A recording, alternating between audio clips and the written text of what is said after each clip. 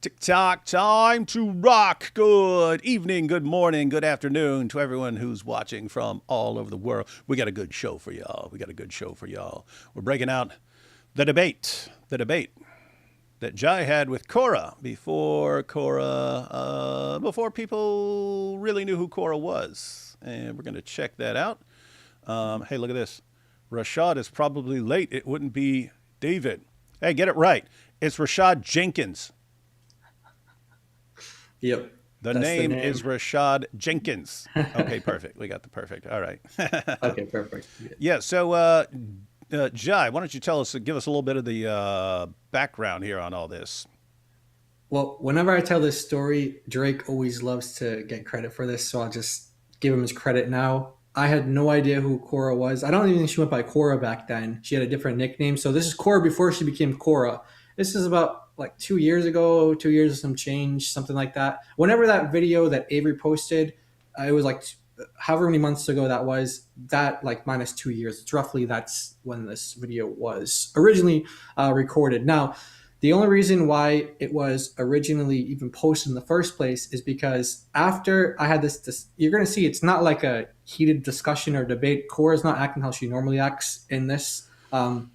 Yeah, I watched some of it. She was like, someone must have coached her since then and told her to be way more annoying and way more aggressive. Yeah, be arrogant. No, here's the thing though. So Drake messaged me after that, and he's like, "This is like one of these Dawa girls that's really nasty. She's like one of the Dawa boys, but she's nasty and arrogant." With him, prideful. she was yeah. Okay, silent. So then he showed me a video that she did, like a TikTok video that she did, where she was trying to like embarrass somebody and so I was like, wait a minute.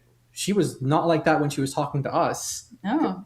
So then we decided since it was on Avery's TikTok, he has the ability to download like his previous live streams or something. So he downloaded the previous live stream where I was on there talking to her, and I think it was one of the brothers he uploaded on his channel or something like that, and that was basically it. And then a couple of years later, she comes up again, and she's like, now Korra.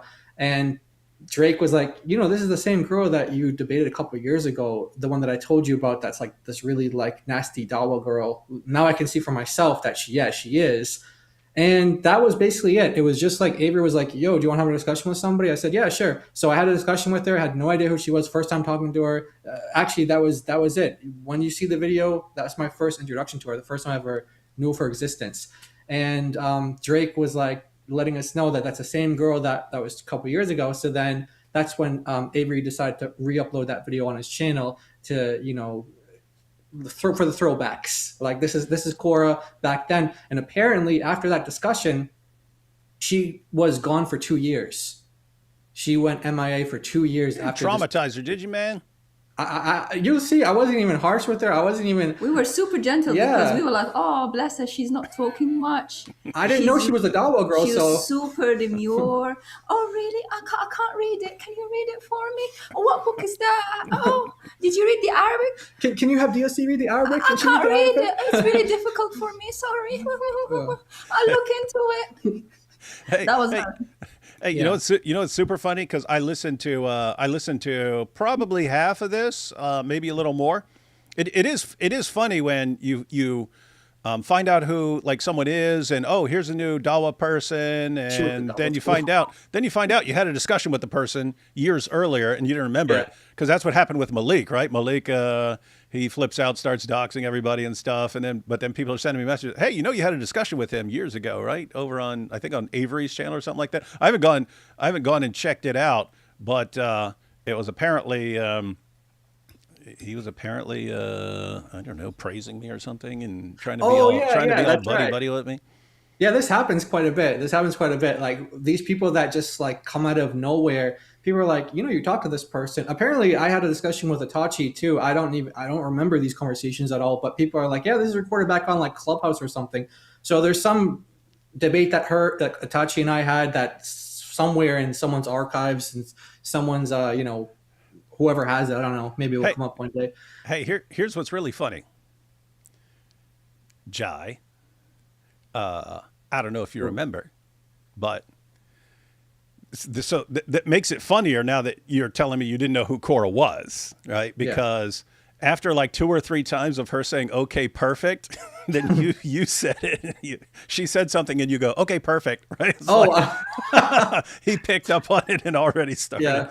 Oh, I tend to do that to people. I tend to do that when I'm having a conversation with someone. I pick up their patterns and their way of speaking, and I just do that. But yeah, I had no idea who she was, and so that's kind of funny. So she rubbed off the okay, perfect on me. Someone in the chat said that she went to Dawa school, so that's why she changed. She went to Dawa school. She graduated from Dawa school. 2 years. Dawa school. 2 years of Dawa school. And now I hear she's saying, "Oh, you run away from me," meaning me. Yeah. Never happened. All we did was say, "Hey, is Korra willing to debate DOC one-on-one?" One-on-one. That's the only line we said. That was to IP. Next thing we know, everything canceled. Yeah.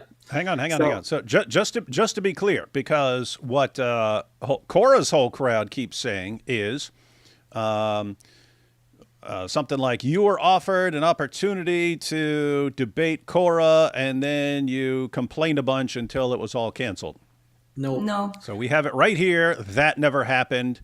The only thing that was ever brought up by you guys was, hey, can Korra debate DOC one-on-one? And then that was it. And then for whatever reason, the whole thing got canceled. And basically all we've heard is some of the women who are going to be on the panel, on the Christian panel, said, we don't want Malik in the room. He doxes people. He threatens to grape women, grab them by the back of their head, going to make you my concubine, all this stuff. And all the doxing when he gets mad at you. And we don't want to be in a room with that dude. And then so they asked him, hey, could there are people here who are uncomfortable with you being in the room? Could you just not be here? And then we had the debate, and it was, no, I'm the manager, so I get to be there. And so Malik is actually the one who got the entire thing taken down. And then he's pointing at you guys who had literally nothing to do with it being taken down, when he's the entire 100% reason it got taken down. Yeah. We had no idea. We weren't even talking to Dr. Daff or Brian or anyone. No, it was literally just IP. IP sent a message. Yeah, we initiated, actually. We said, do you want to debate? One-on-one. One-on-one. That's all it was. And next thing I hear is everything is canceled. But we're still in it. We're still here. Yeah. We can have a one-on-one if they're still willing. Look, Avery's there. He's willing to host it. Avery's said yes on TikTok. He's willing to host. You don't need Dr. Daff. You don't need to fight them or fight Brian or anyone. Or whatever guy needs to be in the room. That's the age or of whatever. the internet. It's easy to set up debates. Yeah. We know you have a computer because you have a channel and an internet connection. And I'm here. Yep. That's it. And so from what we heard, so we're hearing about all this basically from Malik. This is it. This is our first time hearing about these things. They canceled this debate. I was like, they canceled. I heard when Malik was chatting about it. I was like, they canceled. I'm like, wait, who was he talking to? He wasn't talking to us. And they were like, and he's talking about debate subjects and everything. And I hadn't said anything. All I said was, is she willing to debate? One line. Specifically, we said one-on-one, because what's interesting is every time Malik was retelling it, he was saying it was going to be 2-on-2. So it was going to be DOC, or Sumaya. It's going to be Sumaya and, let's say, Apostate of Allah, Sumaya and Bell, or Sumaya and one of the other sisters. I didn't know about Sarah, Apostate of Allah or Bell or anything. But so it seems like Malik or Korra wasn't even willing to do a one-on-one with. Not Malik doing a one-on-one, but they weren't talking about there being a one-on-one with her and Korra, which is the only thing that we asked. And then the next thing we know, everything is canceled. So. That was the only request. We were like, before we got in touch with anyone, we wanted to know, is she willing to do a debate one-on-one? That's all I want. That's all we wanted to know. One-on-one. Then it's canceled. Any way you like. Yeah. I'm sure Modern Day Debate would host. Avery would host. David, you can host if you like. Totally host. I'm here. You don't have to go through Dr. Daff or anyone you don't like. But now they're using that as an excuse to now not debate. But we weren't even in all those conversations. No, we didn't know anything. Yeah. Yeah. So that seems to be the pattern. Something happens that's completely caused by Malik or one of the other Dawa clowns, but in this case, Malik. And then everything gets derailed. Malik is completely incapable of accepting responsibility for anything, even though he's the cause of all his problems. And so he makes a bunch of stuff up and blames everyone else. That's absolutely pathetic. But we So have it seems Korra needs Itachi to be on her side to debate That's DOC fine. and anyone Bring her. else. But we were thinking, hey, if you need Itachi, then it could be Korra and Itachi. And me and Jai. Just DOC. Just DOC. Oh, you're gonna go 2-on-1? Ain't no Zot thing, man. Yeah. Yeah, that's fine.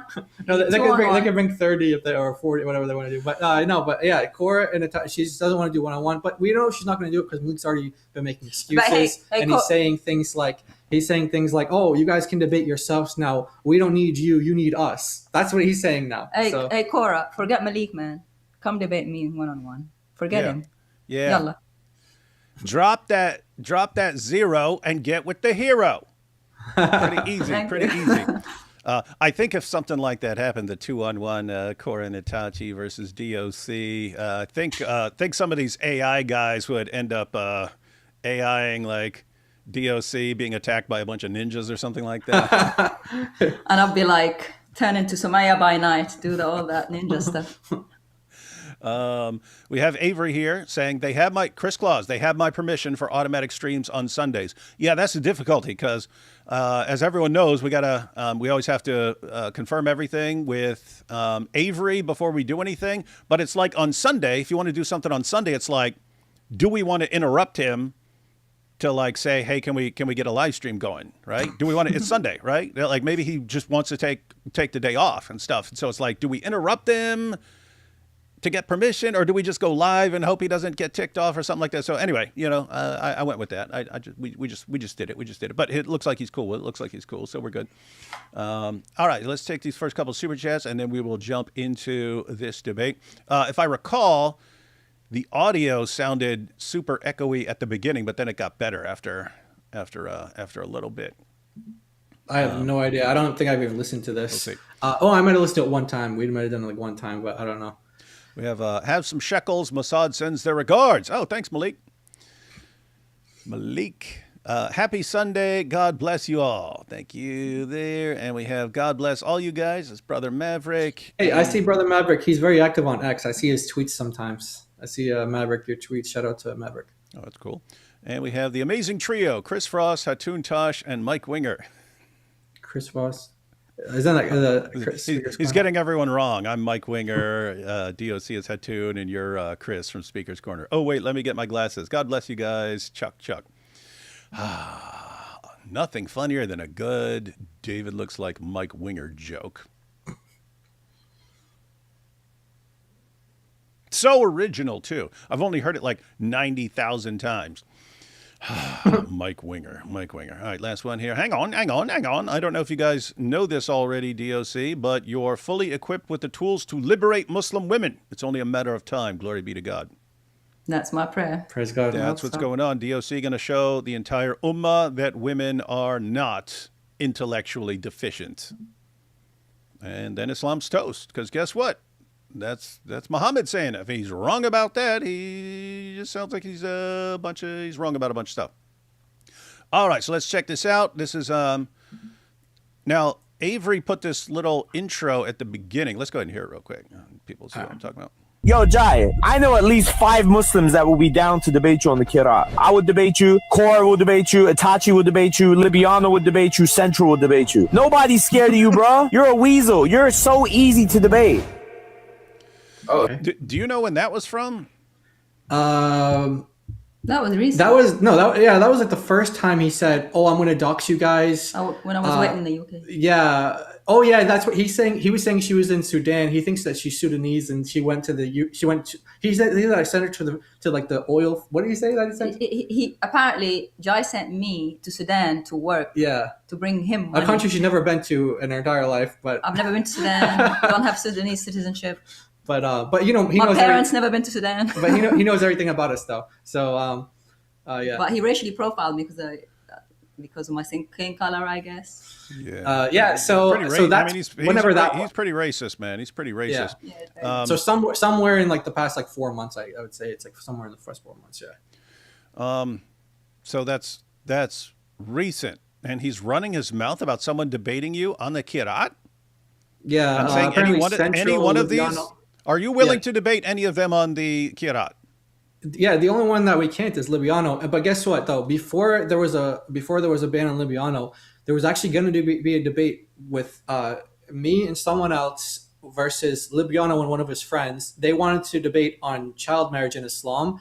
And then they were like, okay, we'll debate. I don't know, like that, as if that's like not a topic we would want them to debate them on. But then it was okay. Then we'll debate preservation of the Quran after. They never followed through. They never wanted to do it. So Libiano had a chance back then before he got banned to debate me on the topic. He never did. Never followed through. Him and his friend kind of just faded away into whatever they do. Actually, I think they fought each other. It was one of those things where they fought each other, and now they're no longer friends. And yeah, Central. I mean.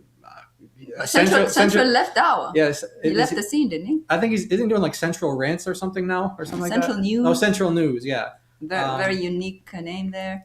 And I don't think Itachi or Korra will debate. I mean, we're still open. Yeah. To the girls to debate us. Yeah. Either one of us or both. Yeah. This is just like really weird. There's no way to win on the Kirat. I mean, arguing that all of these tens of thousands of variants go back to the original is just like there are certain topics that if you had the slightest bit of common sense, you would realize can only hurt you. If the information about the different Kirats got out, it would be much more damaging to Muslims' confidence in the one Quran. But it's the same. It's the same problem from like 16, 17, 18 years ago, where the older generation of Muslim debaters, Zakir Naik, they wouldn't touch any of this stuff. They would not allow a situation where Muhammad and Aisha were going to be brought up in a debate. They're not going to accept any topic where that can be brought up. They'll tell people ahead of time, if you bring up anything that is insulting to Muhammad or offensive to Muslim, then we're gonna shut down the debate. We're all going to walk out. They would make it so that this was not a thing. They understood that if the Muslim crowd and the non-Muslim crowd never hear about something, they don't know there's a problem there, and therefore they don't need an answer to it. Whereas then you had this younger generation of Muslims coming up and like, oh, we can defend Muhammad's relationship with Aisha, meaning I can defend it in my own head. But then you get them on stage and they start defending it, and the audience is like, wait, he's admitting that happened? Wait, so the Christian said it happened, and this guy's agreeing that it happened?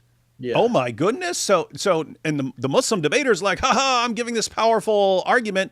And everyone in the crowd is like, whoa, this is bad, right? Like they didn't know it. And so now we're in this situation where Muslims are still reeling, but it hasn't gotten down to everyone at the popular level, or even most Muslims at the popular level, that the myth of perfect preservation, all that stuff has been completely destroyed. They don't know about the Kirat. They don't know that they have all these textual variants and stuff. You still hear there's only one Quran perfectly preserved. People still say that. And so you've got some people think, oh, we can answer all that. We can answer and say that it all goes back to Muhammad and it's because of the different ahruf and all that. And it's like, you would debate this and a bunch of people would find out how way more information about all these textual variants, and you don't realize how dumb you're being. But I'm glad they lack common sense. Yeah, that's also how IP got into doing Islam at all, is because the Muslim debaters started admitting things like Daniel was talking about child marriage, and he's like, wait, this is really what they believe now? Like you know, sometimes you read about something or whatever, or maybe something you think, oh, that's over the Middle East, or that's over there. Mm-hmm. It's kind of far away from home, so it doesn't really feel real.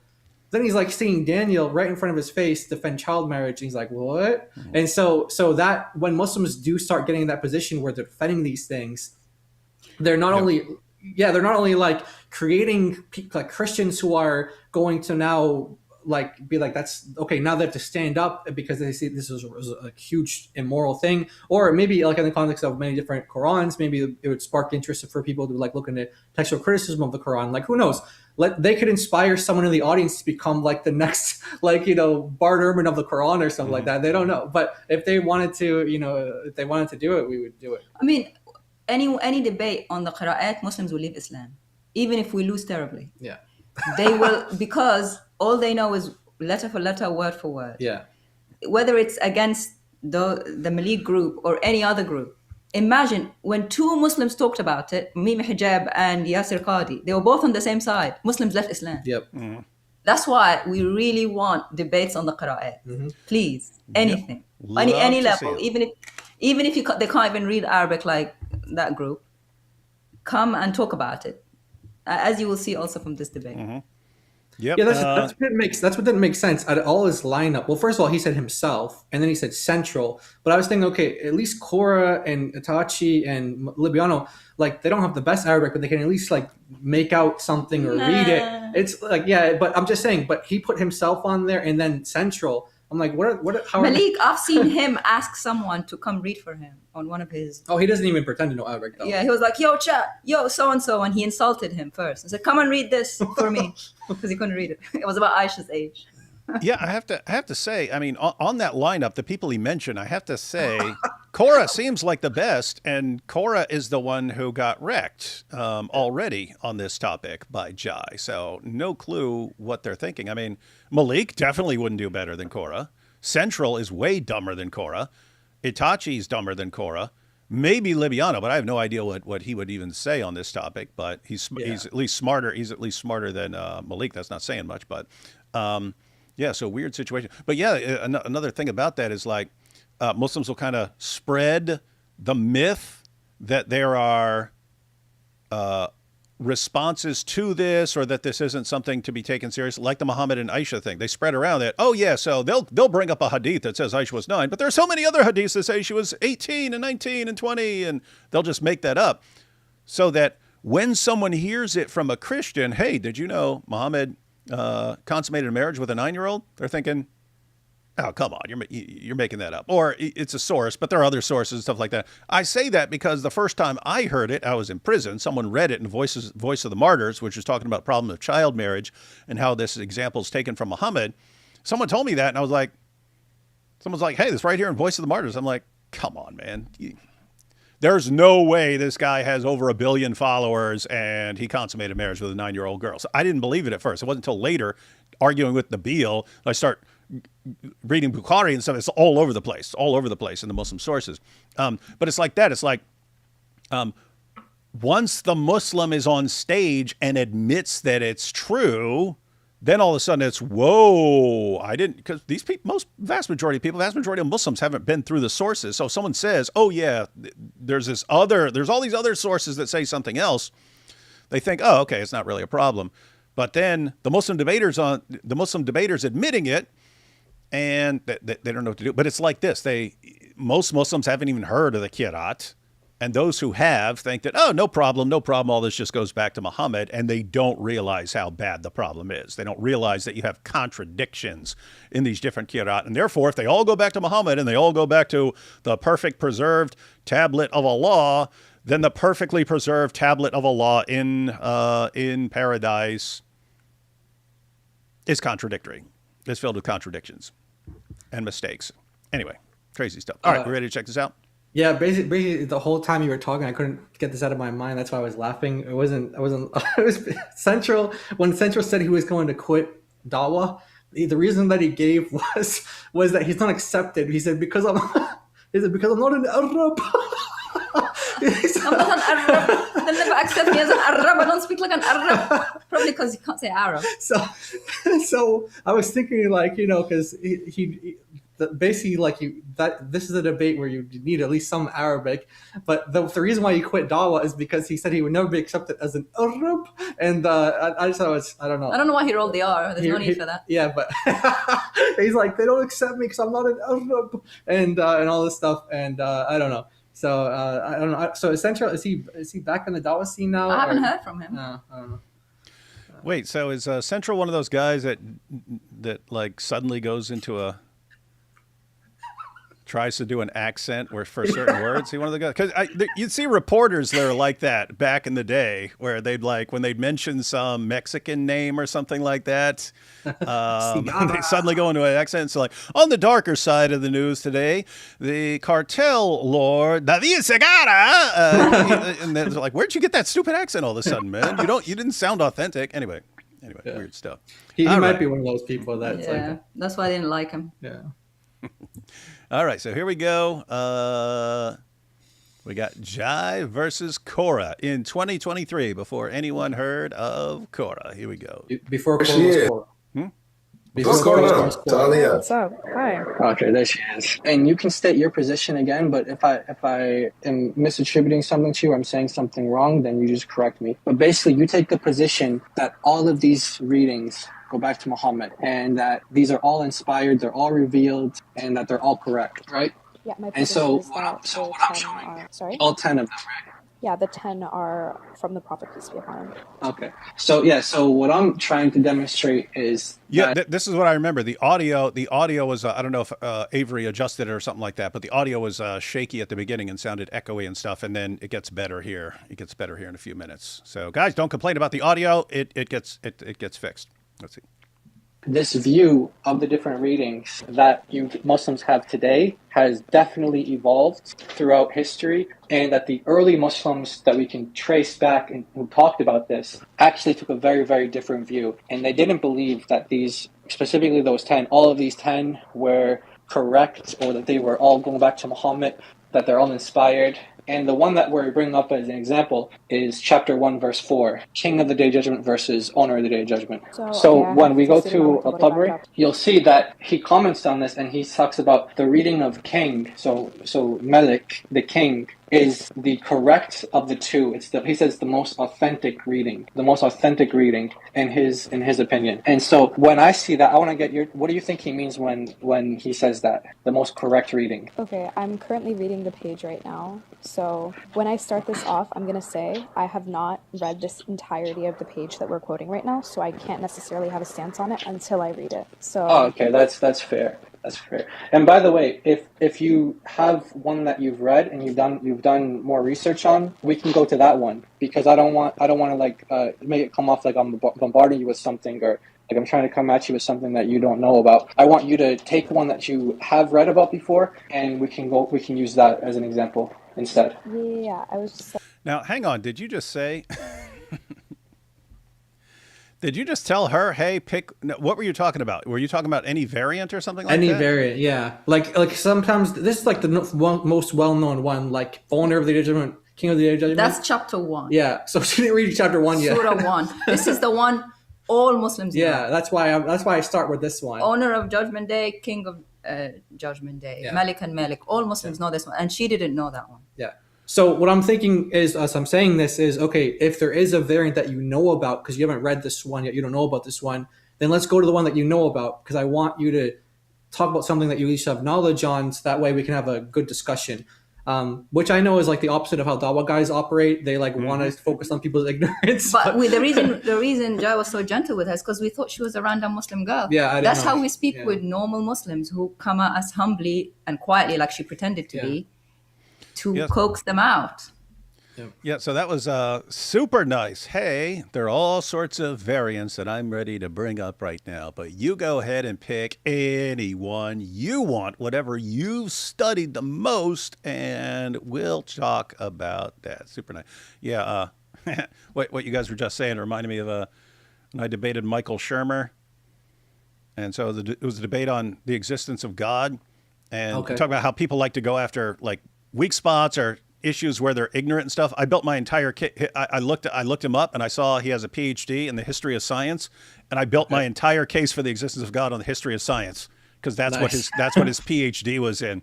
And so, yep, you can attack people's weak spots, or you can go right after their strongest points. And here it's just, hey, you pick what you think you've got your strongest case for, Korra. Let's find out. I mean, as you said, we're going back to Tafsir Imam al-Tabari, so the people in the chat can get a gist of what we were talking about, you know? Exactly. Yep. Right. So this was an example that you actually brought up, right? Because I asked you to show me. Yeah, okay, cool. So this is one that you brought up. All right, so you can, as you know, it's in front of you. It's a long one. It's very long. But there's a section when he kind of gives his conclusion, and he says that the first reading, which is the reading of King, is the most correct reading of the two. And then he gives you the reasons why. He says that when you use the reading of King, it has the meaning of sovereignty, and it ascribes to God exclusive sovereignty. And over the word owner, or he says that, he gives you an example. He says that it's known that there's no king without him being an owner, but an owner may not be a king. So what he's saying is that if you're a king, you're automatically an owner. but if you're an owner, you're not necessarily a king. So that's why he chooses this reading of king, and he thinks that it gives more glory to God, and it's more exalted view of God. And he actually Now, Jai, I just want people to understand, yeah because that's like, as far as I know, that's the most common one that anyone would be familiar with, right? yeah Okay. As far as the relevance, because lots of people would think, oh, I have no problem with these both going back, and that's what they would be taught today. So was your point there that the commentator is saying this one's better than that one, as if, hey, these aren't just all things that... Exactly. So the way I like to say it is like, okay, imagine if you have a Christian, like, preacher or someone saying, hey, I'm going to read from you the gospel according to Mark, and now I'm going to read the gospel according to John. Oh, see, this one is more correct than this. You wouldn't hear a Christian preacher saying that this one's more correct than that one, because the Bible is the inspired word of God. It's God breathed. However, Muslims like to say about the Quran that they think it's all from Allah. Today, they say all the readings are from Allah. All the Quran is, and then all the readings that we have today are from Allah. And that's not the view that the early Muslims had. Like, here's Al-Tabari, representative of like 10th century Muslims, right? Early Muslims. He's saying that there's one reading that's more authentic, asahhu, right? More correct. Asah, more correct. Yeah, more correct. More correct. Yeah. Now, you wouldn't say these are both equally the word of God and say this one's more correct than this one. And you also wouldn't say they both go back to Muhammad, right? How could one be more correct than the other one if they both go back to Muhammad? You can't say that. It's like saying one verse of the Quran is more correct than another. Yeah. No Muslim would ever say that because they're both meant to be from Allah. And yet, early Muslims were saying this reading or this qira'ah is more correct than the other. That must mean that they didn't see it as all from Muhammad. Yeah. So he definitely had a view of a canon of what he considered to be like divine and things like that. But the way that they view the readings is not how Muslims view them today by any means. So the view of these different, so back then, when they've got these different readings, they're aware of textual variants and things like that. And they think that you can actually examine them and determine what the best reading is, that's what textual critics do today. They'll compare manuscripts and compare the evidence for the manuscripts and how early they are and how widespread they are, how widespread a reading is, and say what is the best, what is most likely to be the correct one. And you had Muslims doing that, and now they just say no, they all go back to Muhammad, which in this case would mean if one reading is better than the other, then it would mean that either, if you want to say these all go back to Muhammad, they're all revealed as part of these different ahruf, then he revealed one, and then later on he's like, you know what, I can make that better, and he gave a better one. Or he revealed the better one first, and then later on he's like, no, I think I could tweak that. Oops, that was actually worse, but now they're both there. Muslims don't realize how like absolutely insane this sounds to people, but they're like, yep, they both go back. Prove they don't go back. Yeah. Right. So there's a lot of different points you can make, like even what you said about textual criticism. Actually, you made this point before that the way Al-Tabari is arguing is actually like he's arguing for the most logical reading, where you made the point that you said when textual critics do that, they're actually trying to do the opposite, right? Mm-hmm. Like they're not trying to find something that makes the most sense or whatever. They're like, they think the more original. I mean, you could make the point better, but it's basically that's not the way that technical critics would. Yeah, it's a principle of, and it's not. I mean, a lot of these principles aren't airtight. It's like they think it makes more sense in this direction. In other words, they think it makes more sense if something is ambiguous or awkwardly worded. So if you have an awkwardly worded reading and then a reading that's nice and smooth and not awkwardly worded, then the Muslim way would be, oh, let's go with the one that's way, that's smoother and stuff like that. That seems better. Whereas a textual critic would be thinking, okay, it would be more likely for some later scribe to think, oh, okay, I can smooth this over a little bit, than it would for a scribe to say, oh, this is too smooth. Let me make it a bit more awkward or ambiguous or something like that. And so these kind of principles that they use. Yeah. And so he's making arguments, like I said, but what's interesting about that as well is that he's saying that the reading that's most correct is a reading that Muslims consider canonical today, but that's the minority reading that you're going to find that in like countries like Morocco, Libya, Algeria, Morocco, Libya, Algeria, and Sudan, parts of Sudan. parts of Sudan. Yeah, but there's so the majority reading is the reading of owner, like 90. That's Hafs's reading. That's the one that 95% of the Muslim world takes. That's the less correct one according to Tabari. So he's saying that Muslims are reading he would say that today Muslims are reading a inferior Quran. Yeah. Ouch. Yeah. Hey, that needs to be a video after we make short videos like TikTok style and shorts out of these out of a bunch of these textual variants, and then like we can always say, hey, this is what. Make a video. Muslims, are you reading an inferior Quran? And give examples of inferior readings in the Quran that they use.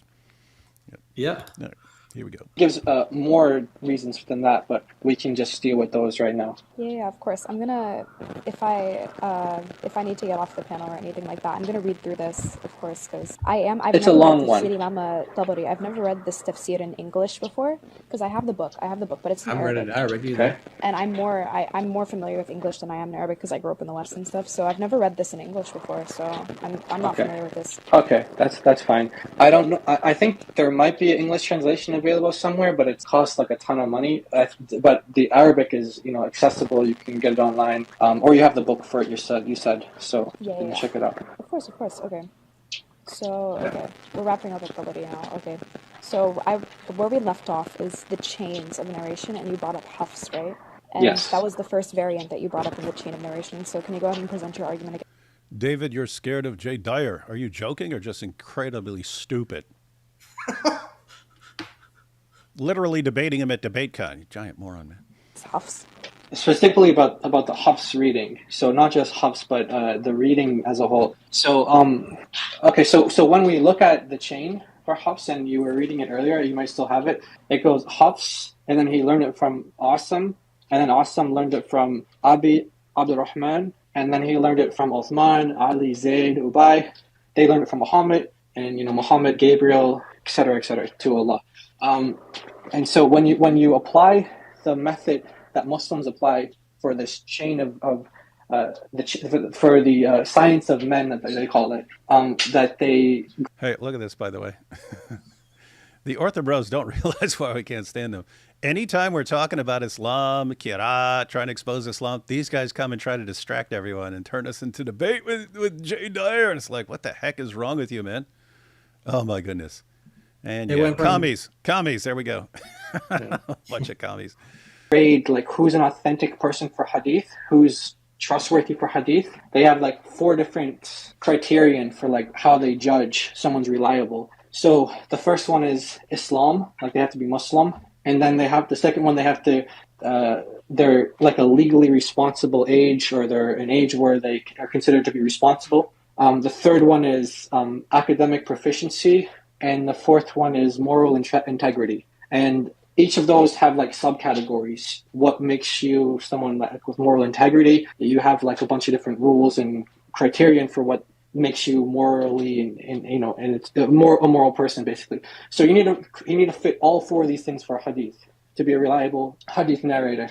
Now, when we apply those standards for the Quran, the readings of the Quran, we see that they fall short on a lot of different readings. A lot of the readers aren't considered to be reliable in hadith, and because there's not like a science for narrators for the Quran in the same way that there's one for the hadith, you have to just apply what you have available. So if you have scholars writing about these same people, the same individuals when it comes to hadith, then you apply it to the readings of the Quran, and you'll... Well, what the heck does Avery like set up the TikTok debate and then let it go, and he just got himself on the screen, but he's just like walking around rearranging the room like and stuff. He's like doing housework and dusting in the background. Yeah.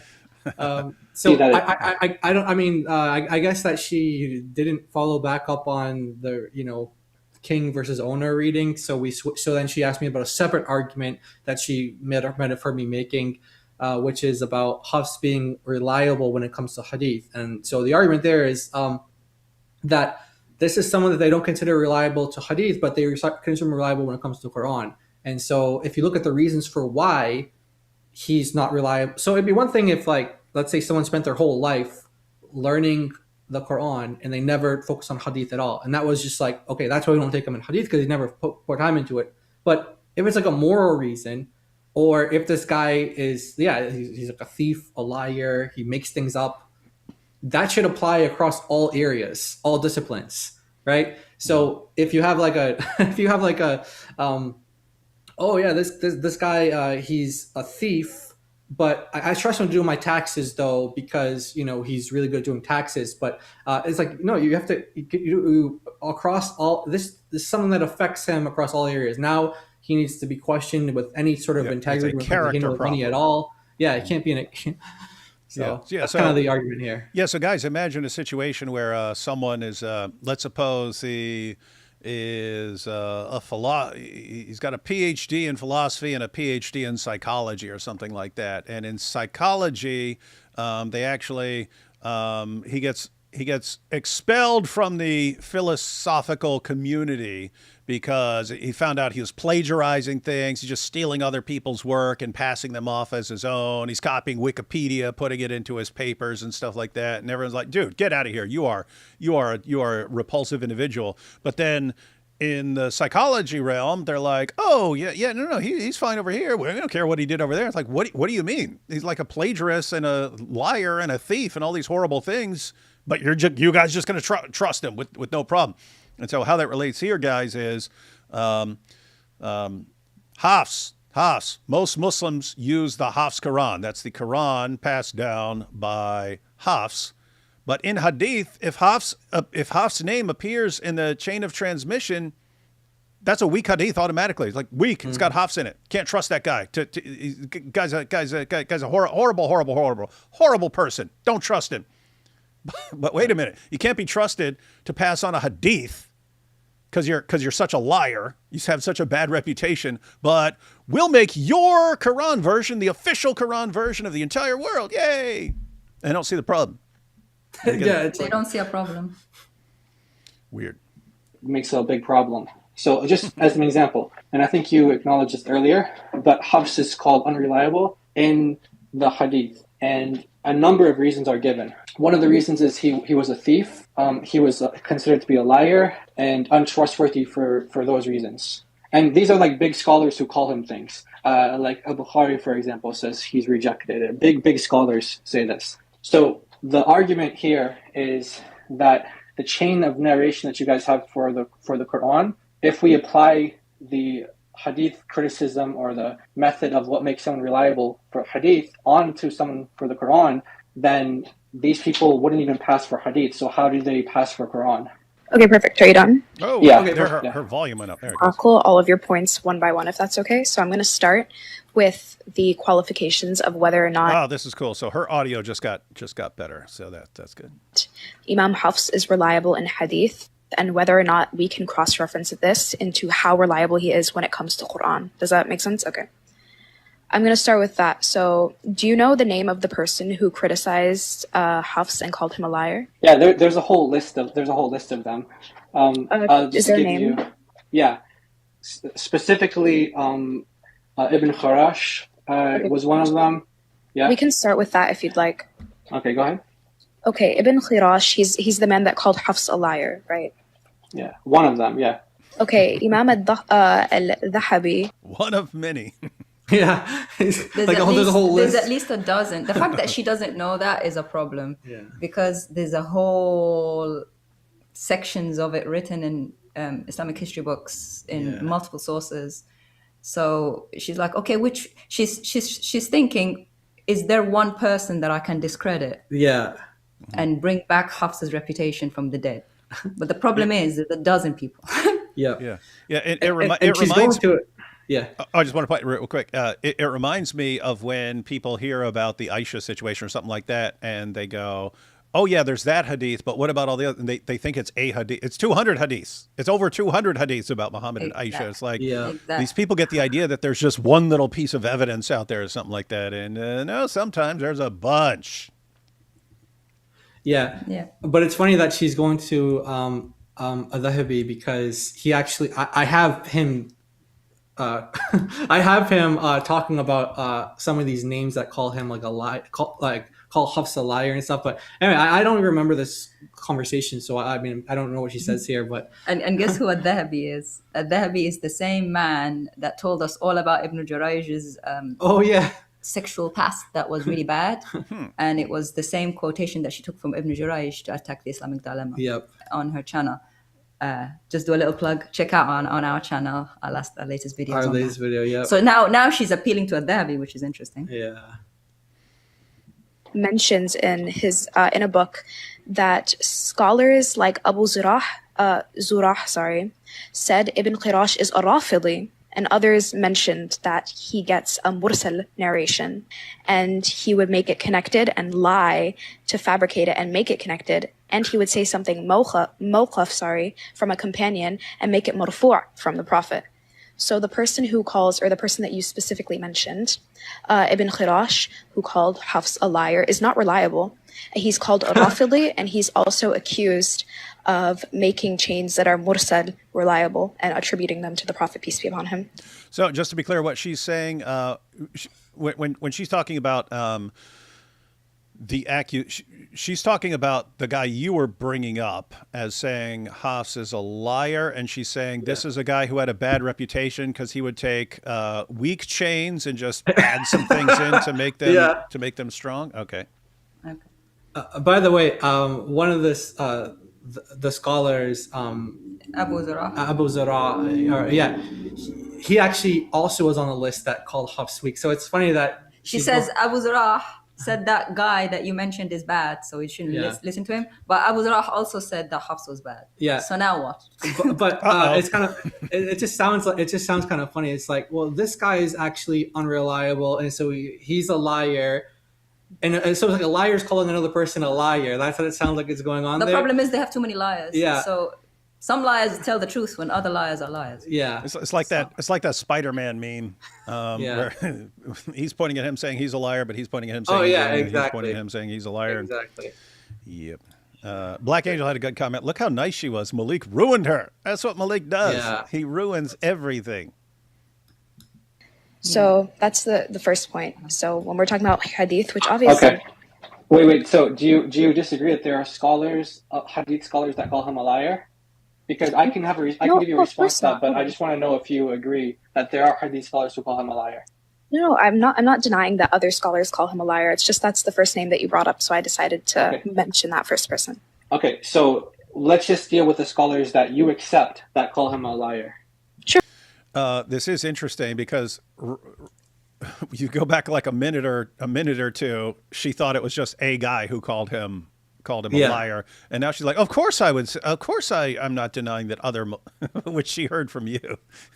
Yeah, she had no idea there was lots of people. First, she thought it was one person. Now she's like, "Oh, there's many. Okay, let me shift to pretend that I knew it was many who called him a liar in the first place." You know, looking back now, because obviously she has no idea about this topic. Looking back now, these guys, they tell on themselves. I remember when there was that 3v3 debate, and Itachi said to Avery, she's like, "Oh, go on Discord and see, go get your help on Discord or something because that must be what they do, right? They go to Discord and get their help, so she's probably getting messages from someone, hey, read this or say this. Yeah, tell him that the guy that he just said from our tradition is also a liar. Yeah, use that. This is the funniest thing ever. Muslims think that it's a flex to say, that other guy is also a liar. Yeah, so they're both liars. Yeah, you're just telling us your tradition is full of a bunch of liars. These people who are meant to be transmitting hadiths are higher up in your academic traditions or the science of men are all a bunch of liars. Yeah.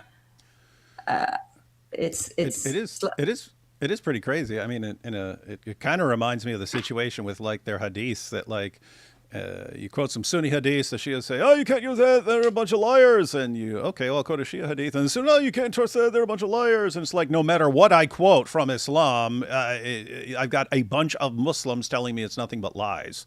And then you find out it's the same thing with their scholars. I don't remember where I was going to go with that, if she's like, "No, let's stick to this," because there's a response. But one of the things that she accused Ibn Khurash as being a Shia Rafidi, so she said, well, guess what? Hafs is also accused of that by people as well. Same with Awesome. That there are you can find Yeah. scholars accusing them just because they're from Kufa, because they're from Iraq and stuff like that, or You like can modern get- day. The people you have people accusing them of being Shia, and then of course if you depending on like what sources you prioritize, you can make a case, but you get like some scholars saying it, some. So I don't know. I mean, it makes it sound like what she's saying is like, oh, if this person's accused of being Shia, then you can't take what they're saying, but. Hafs is also accused of being Shia. So anyway, Like Yahya bin Ma'in, for example. Do You you accept know him, what? right? Do you know what book he quotes that in?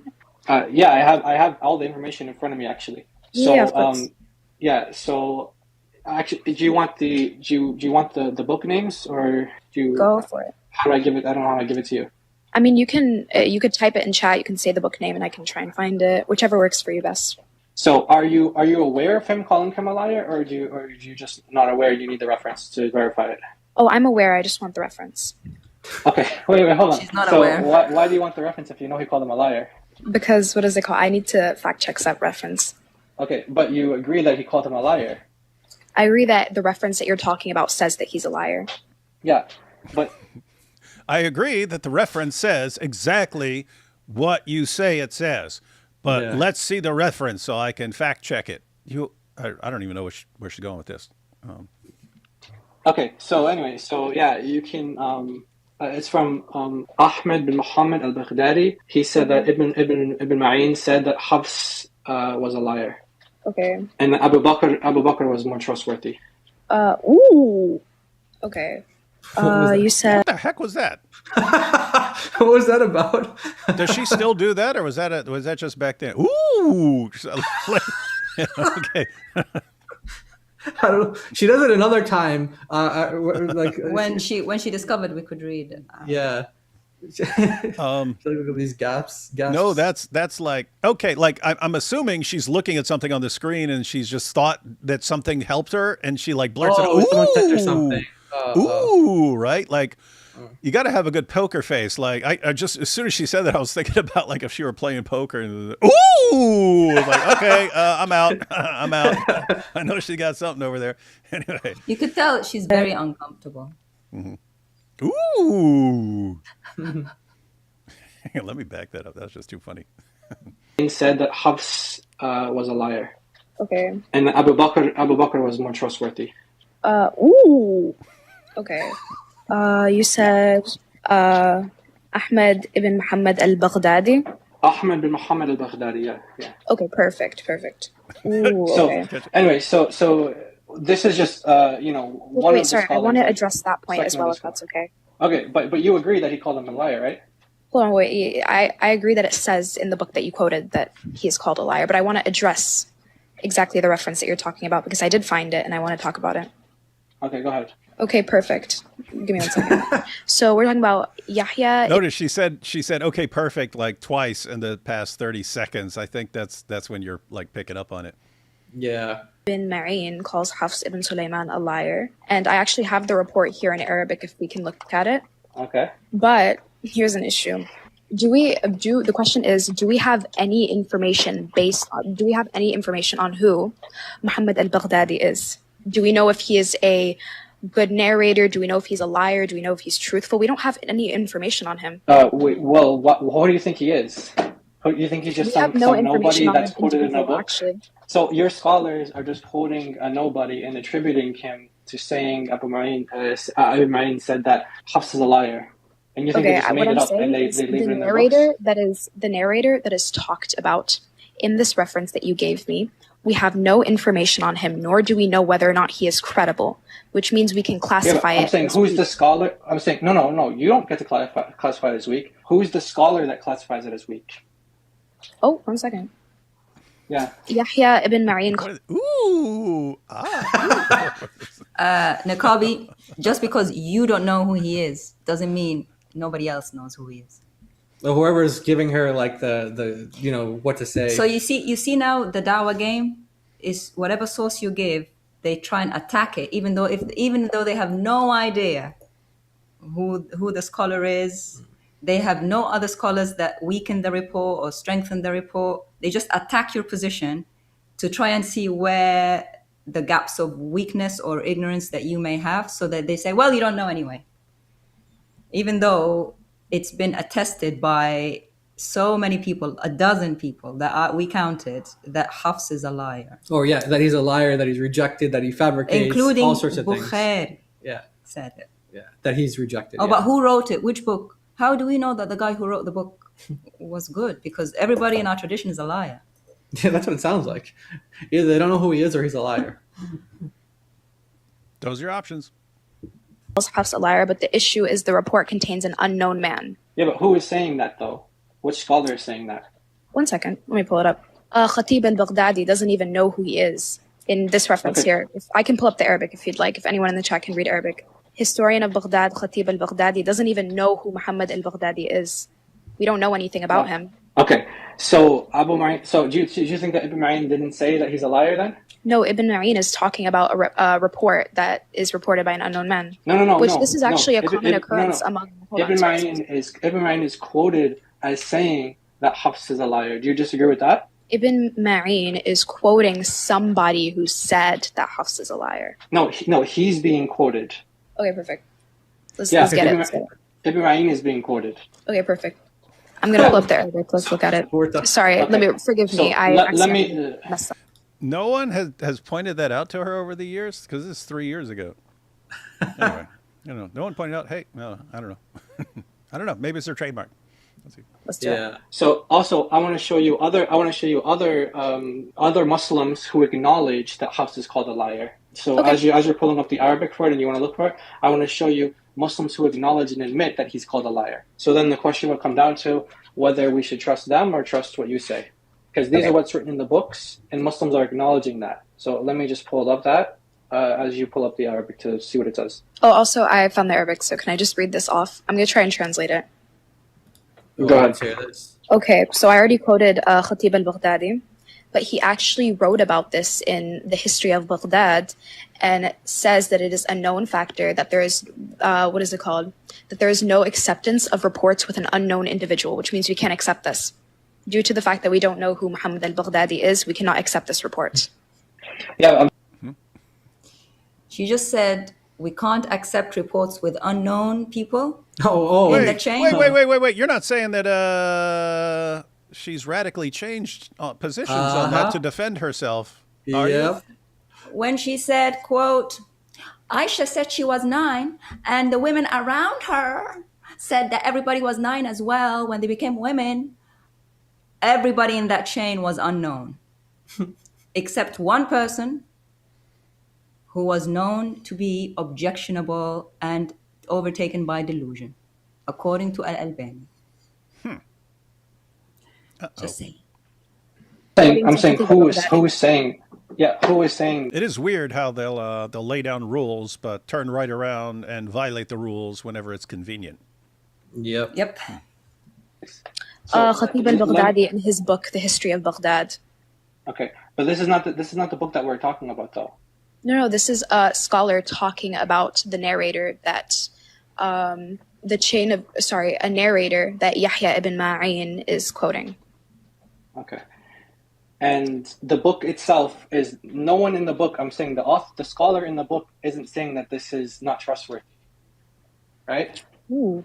The scholar in the book you're talking about What was that? Every time she sees something on the screen, ooh. Ooh. Ah. What is this? Someone else is saying that. No, wait, sorry. We're talking about specifically Muhammad al-Baghdadi. Yeah, right. So what I'm saying is, the book that has Ibn Ma'in calling Hafs a liar, that book doesn't say that this is not trustworthy. Oh, so we're only talking about Yahya ibn Ma'in's book? Or can we... Well, where he's being quoted. That's what I'm talking about. Okay, perfect. No, because I was talking about a different scholar that classifies the narrator that is being quoted as unknown. Okay. Not specifically Ibn Ma'in. Okay. So but that's what I'm saying. I can give you other scholars who are saying that, yes, he is considered to be a liar by Ibn Ma'in. And not just him, by the way. He's just one. He's just one. So are you aware of all the reports that he's called a liar? Not all of them. Would you like to enlighten me? Okay, so yeah, let me just pull up another example of it here. How about the one where he steals? He steals books. Are you familiar with this one? Oh, I actually wanted to address this as well. So if you'd let me, I would love to address Yeah, this. go ahead. So just let me just How is she going to address it when she needs to be enlightened? Pull it up first. So Yeah, I really want you to explain this to me, because I really want to explain it to you. Enlighten me first, but I'm Enlighten going to me explain on it to you. this so that I can explain it to you, and I don't know anything about it. This is weird. Yeah. Hey, what is it?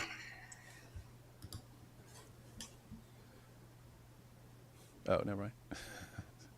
I thought that was direct. I thought one of the comments was about something we were saying, and it's actually private conversation there. Al-Bukhari is the one who narrates this, and he says that Hafs used to take people's books and copy them and claim that they were his own, and he would never return them to the people. So Al-Bukhari was discrediting him and saying this is why he should be abandoned, because he would steal books, meaning he's a thief, and then he would say that they're his own, meaning he's a liar. Okay, perfect. So what's your response? Can I go ahead and address this? Yeah, please, go ahead. Someone just said, You realize this this is Korra? completely different Hafs. Someone in the chat said, is this Korra? And yeah, she just said this is different Hafs. Yeah. So the Hafs that we've just been talking about, Yahya bin Ma'in, everything. Now it's a different Hafs. It's just so funny. The lengths that they try to go to weaken these things is insane. But Muslims who actually are more familiar with this topic, like if you look at like Farid's videos, for example, he admits that his scholars call Hafs a liar. He never disputes any of these things. He just says, give me an example of where he lied. That's what he says. So he's also said, it's kind of like saying, he's admitting, yes, the scholar said it, but you just need to show me where he lied. And we actually have examples of where he would narrate things on his own that would go against his own teacher. What have we been talking about so far? She's trying to discredit people by saying they're liars because they said this about Hafs. We've been talking about it for half an hour, and now she's like, oh, it's a different Hafs. Then what have we been arguing thus far? I think that might have been someone sent her something like, Oh, no, this is the wrong Hafs. Ooh. Oh boy. So she got So the someone level of- set her up. They set her up for this. So one. the level of Yeah. ignorance is you don't know which Hafs it is that has been probably addressed in the past. Probably Malik. Could you imagine? Hey Chad, is this a different Hafs? Hey Korra, I just found out it's a different Hafs. It's Hafs Sagara. It's Hafs Jenkins. Just like we're Hafs Jenkins. It's Hafs Jenkins. They did a Jenkins on Hafs. They gave him a different name on the spot. Oh man. She just did that to the guy who gave you guys the most popular Quran in the world today, and she just pulled it's Hafs Jenkins. It's a different Hafs. Oh my goodness, Dawa. Right? This is talking about Hafs ibn Sulaiman al-As'adi, right? So Imam al-Dahabi mentions Hafs She ibn doesn't Sulaiman know the al-As'adi. name of the Quran, the Qari of the main boy. Quran in the world. She can't even say his name right. She says Al-Asadi. Actually, it's Al-Asadi. But she doesn't know the name of the guy that gave you the Quran. This is your best apologist. Oh boy. Right? But the quote, or not the quote, sorry, the alleged that he stole books, it's talking about a completely different Hafs. Okay, are you sure about that? Yes, I am. Okay. Joe is being so nice. He's being so nice. For anyone who isn't completely following the discussion, Hafs is the guy who transmitted the most popular Quran in the world today. Jai brings up that Hafs was called a liar and a thief, and he's considered completely unreliable in transmitting hadiths. And Korra's response is, no, that Hafs is different, as a different Hafs from the Hafs that transmitted the Quran. That's a different Hafs. It's a different Hafs. It's a liar. Ooh. And Jai says, are you sure about that? Yes, she is completely sure. So that's good, because if she's wrong about that, and she was sure about that, and she was completely wrong, then what else is she sure about in which she's completely wrong? But anyway, I backed it up a few seconds. Let's hear it. Right? So Imam al-Dahabi mentions Hafs ibn Sulaiman al-As'adi, right? But the quote, or not the quote, sorry, the alleged that he stole books, it's talking about a completely different Hafs. Okay, are you sure about that? Yes, I am. Okay.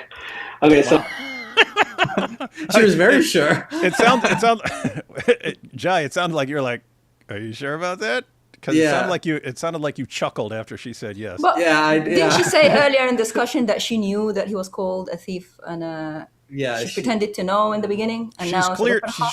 She's clearly being fed stuff this entire Oh time. yeah, it's just like the thing. Remember that other hadith that you busted her on, and she's like, "Oh, someone sent this to me before the debate." Oh yeah, that's Yeah. the one in Bidayah and Nihaya. Oh yeah, the That one she where said was don't authentic. don't fear. And Yeah. she said you can't go to a book and say something is weak. I went to the book that she said in the debate. The same book, Al-Bidayah wa Nihaya. You go a little bit down towards the end of the page and it's still daif. Yeah, the critical editor said that. But On the same page that she said to look up. But in that video, she says, or like we have her quoted saying, "Oh, I got this from someone else. Someone gave this to her." So yeah, she does do this stuff. Like she just She like get it gets on things, Discord, and she doesn't know. Like it's one thing if someone gives you something, but it's not like you need to like know how to fact check. You can't just like take something and just Yeah, especially I mean, who's sending her information? Like yeah, the she should be biggest very critical biggest by now. liars on the planet. And Yeah. I mean, seriously, I mean, she should be considering like whether people are complete liars, because if it's people who don't know you, Jai, and they just, it's just, oh, who's this guy? They're used to just making stuff up and just lying after lying, anything to win the argument, no matter how many lies you need to tell. So they might have actually thought, hey, I'll just send Korra this lie and she'll pass it on and she'll get the victory, even though it's a lie. And then they kind of didn't realize who they were talking to here. But let's see. I want you to make your point first before you go ahead. Make your full point. Okay, perfect. 1 second. Okay. Yeah, I I don't mean did- to laugh, but I have it right in front of me, and it's not it is the same Hafs. But go ahead, make your point. Sure. It's the same Huffs, but go ahead, make your really point. I got you. 1 second. Just give me a moment. Do you have it in front? Do you have it or no? Yeah, I actually have notes on this, so I'm looking through my notes right now. Okay. I'm Yeah, looking sure, at you what have notes. I'm looking at what someone just sent me. Yeah. And trying to understand it. Yep. What I wrote, the claim that he stole books is okay. So the name of the man who stole books was Hafs ibn Sulaiman al-Minqari, and not Hafs ibn Sulaiman al-As'adi Abu. Boom! In your face, Jai. It's not Can Al-Asadi. you, that's just Yeah. She doesn't know. She added a letter there to his name, but it's okay. Yeah. It's the least of our problems. Yeah. The least of our problems. I can present my evidence in a second, but I was gonna let you finish if you can. Go ahead. You present your evidence for it. Okay, sure. Hold on, I'm trying to pull up the Arabic first Okay. instead of just my quotes. So as you do that, let me just play something here. This is an audio that everyone can listen to. Let me know if you can hear this. By the way, do you follow YouTube like Muslim I remember this. You actually play the clip of Fareed. Yeah. Yeah. on YouTube? Not really. I'm not really on any socials or You don't- anything you like that. don't I know, don't watch like, a lot. She's not on social media, guys. No. I don't really watch. I more so response. read. She's a reader, not a watcher, guys, Yeah. Right. and a deep thinker. Yeah. Okay, you don't know who Fareed responds is or anything like that? Or Hamid Hijab or I don't anyone think like so. that? No, I'm not big on watching YouTube. I mostly read. So. Okay, no, Korra's this- not this big won't on be watching helpful for you then. YouTube. Yeah. Wow. She doesn't know about the internets, the interwebs. But just for the audience then, Speak up. let me just play it for them because they'll be familiar with who he is. Okay, so this won't be meaningful Oh, for Mecca you better. because you don't follow these guys, but this is a big Muslim YouTuber. So I just want to play what he says, and you don't have to interact with it because you don't don't care to because you don't care for him.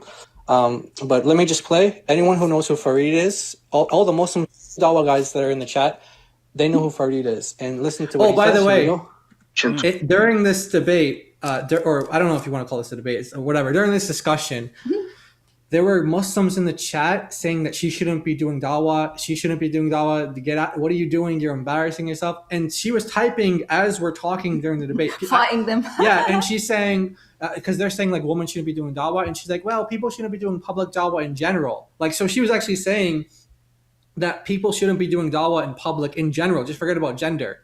Now look at her. She goes out and does. She went to the exact opposite Yeah. identity. Yeah, and the reason why I remember that is because people actually had screenshots of that as it was happening, and people are just like, resending them like, hey, this is what she was saying in that discussion. So Muslims are like, you're embarrassing us, get out of here, you shouldn't be doing da'wah, blah, blah, blah. It's like, I agree. And now look who she's calling grifters. Yeah. The narration of hadith. So like al-Bukhari said, Taraku, and also Muslim Khan Matruk. But some scholars of hadith also claim that he was a kadhab. So how do we deal with that? Good. Kadhab is a liar. Like Ibn Khirash and others. Yeah. Okay. So there are two, or at least two people who has been attributed to that have said that Hafs is a liar. The first is Yahya ibn Ma'in, and the second is Ibn Khirash. That's the main concern. Because Yahya ibn Ma'in is a major scholar of hadith. So how is it possible that this major scholar of hadith referred to Hafs as a liar? Yahya said, this Abu Umar is a liar, referring to Hafs. Now I want you to keep a couple of things in mind here. Firstly, this statement is actually... Wait, that's actually weird. Fareed sometimes overemphasizes the T sound like Korra. He goes, this statement. But Korra always overemphasizes her T's. I don't know. That's weird.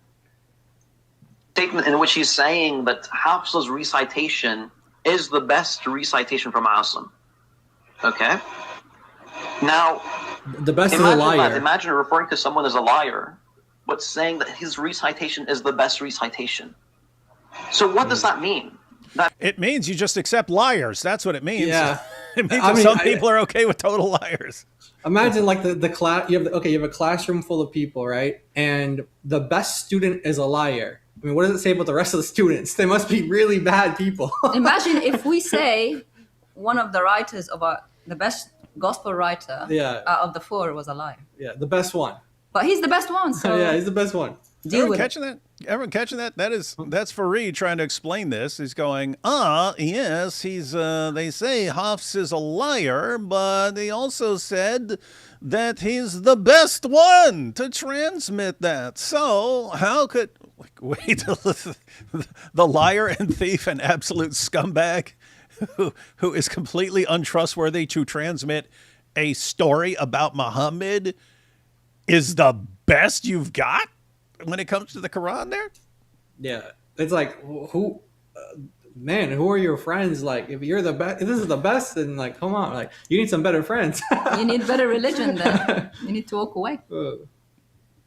Means that there are no specific issues with the recitation of Hafs. Okay. So, Like I said, you don't have to respond to that because you don't... Just a liar. Little thing. He's a liar. Yeah, but forget about it. Yeah. So, but yeah, as you can hear, I mean, I'm probably going to make the point right now, but just in case I don't, he makes it very clear that, yes, Hafs is considered a liar according to these two big, he said this is a huge hadith scholar, and he has listed another scholar that says he's also a liar as well. And he's nowhere denying it or saying what, Korra is saying. He's not saying it's a different Hafs. Yeah, not saying it's a different Hafs. He's also not saying that, you go to this narrator and this person is unknown or this. No, that's not his excuse. He's just saying that, yes, he's a liar, but you just need to find examples of him lying about the Quran, and then you have a problem. But just him being a liar, it's okay. But show me examples of where he lies with the Quran. Yeah, we just didn't catch him in any lie about the Quran, so that makes it okay. Yeah, that's like they're still like that, by the way. It's like, Muhammad Hijab, yeah, he was lying about his hotel wife, and he's lying about this, and he's lying in court, and the court ruled that his testimony is worthless because he's such a liar, but we really trust his da'wah. Yeah. Like, wait, what? Oh, boy. But I will say we can establish one thing beyond a reasonable doubt here. Whoever is feeding Korra her talking points, it's not Fareed. Oh, yes. I'll go ahead and say that True. right now. So Fareed is off the hook. It could be because Maliki and Fareed don't get along. Yeah, they don't like each other. They don't like each other. Smart Fareed. You probably don't care what he has to say, but for all the Dawah Muslims who are listening, all the Dawah guys in the chat that know who Fareed is, he takes the position that, yes, he is called a liar by this big hadith scholar, and then he tries to explain it, why it's acceptable still. So he is actually called a liar. And then later on in the video, he gives a challenge and says, okay, yes, he's called a liar, but I want to challenge you to show me where he lied. And that's his challenge for the people. You heard him referring to, anyway, you heard what he said. So now I can show you where Bukhari, when he's referring to Hafs as someone who used to steal books, that this is the same Hafs. But you want to present evidence, so you can present your evidence before I do that. Right now I'm trying to find these books instead of screenshots because my screenshots are extremely blurry, as I showed. So I'm trying to actually refer to the actual book. This is like a common problem for these. I don't know why these Muslims have terrible screenshots, but we noticed that as well. That another one of her screenshots was really very blurry. Yeah, we had to work really hard to find it because the page was cropped in the middle. Yeah, and we thought, okay, we need to see the whole page before we make a response. It took a long time.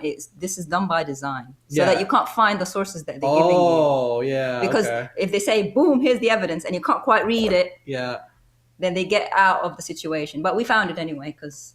Yeah. We got awesome brothers and sisters. we got good people, but good researchers, and people have noticed that as well. That Muslims, they do that. They'll crop the page. Remember the other one? They crop the title out as well. Oh yeah, that's the one you're talking about. Is that the one? The one about the angel Jibril comforting Muhammad. Oh, that's another one. I was thinking about the fatwa. So there's multiple examples just from the very few encounters we've had with her, because it includes this girl here, where she shows. She zooms in and looks. It says Sahih. It says authentic, and then I can't see the rest of the page. You zoom out, it's about something else. Yeah. So these blurry screenshots that they have, it's like a common Dawa weirdo thing that they do. So I guess the lesson here would be if anyone from this crew or really anyone in Dawa sends you a blurry looking source, say, hey, send me a better picture of that and tell me exactly where I can find that because I need to look at it myself because you guys are kind of known to lie about these things. Yep. PDF, but you can go ahead while I'm finding this one book. It's a singular book. It'll be quick. But I want to hear the rest of your evidence if that's okay. Yeah, sure. So you have Hafs with you, right? Like the isnad, like do you have the chain for it? Yeah, I do have the chain. Okay, so just real quick, just read his name, like Hafs's full name, just so I can be sure, because this is the same one here. I just want to present this to you. Sure, yeah. Let me just pull up the chain for... I thought you had it. She forgot his name in the meantime. Yeah. So what I'm doing there is I'm just like, okay, she's going to say his name, and I'm going to show that same name in the... in the just in case she denies it. Yeah. Oh, so I get it. So you're going to say, okay, what's his name? Oh, okay, that's the name. Yeah. But now she can't find it. Even she just had it. She can't remember it. Yeah. I had it somewhere. Just trust me. Yeah. And it's in one of these blurry screenshots. And you also heard Farid there refer to him as Abu Amr as well. So that's another name that he has as well. But let me just get this ready while you confirm his name for us. Hafs ibn Sulaiman al-As'adi. Okay, perfect. So I told you did it. I remembered that. After like the 10th time she said it, I got on my brain. Get out! So, as far as we know, as far any of us are concerned, Jai is the first person to pick up on her repetitive okay perfect and to use it back to her. So all you guys, all of you in the chat who keep saying okay perfect, Jai was the OG of that. Now people may have done it on TikTok and stuff before, but Jai's the first person we can actually confirm hit her back with the okay perfect. He gets the okay perfect award. Yeah. AI. Let me just get this ready while you confirm his name for us. Hafs ibn Sulaiman al-As'adi. Okay, perfect. So, God Logic, can you give me the big screen real quick, bro? Thank you, man. Appreciate it. He's All like right, here we go. So, this is the same Hafs, right? Hafs ibn Sulaiman al-As'adi Abu Umar. Okay. Yeah, now you can continue to read this hadith here.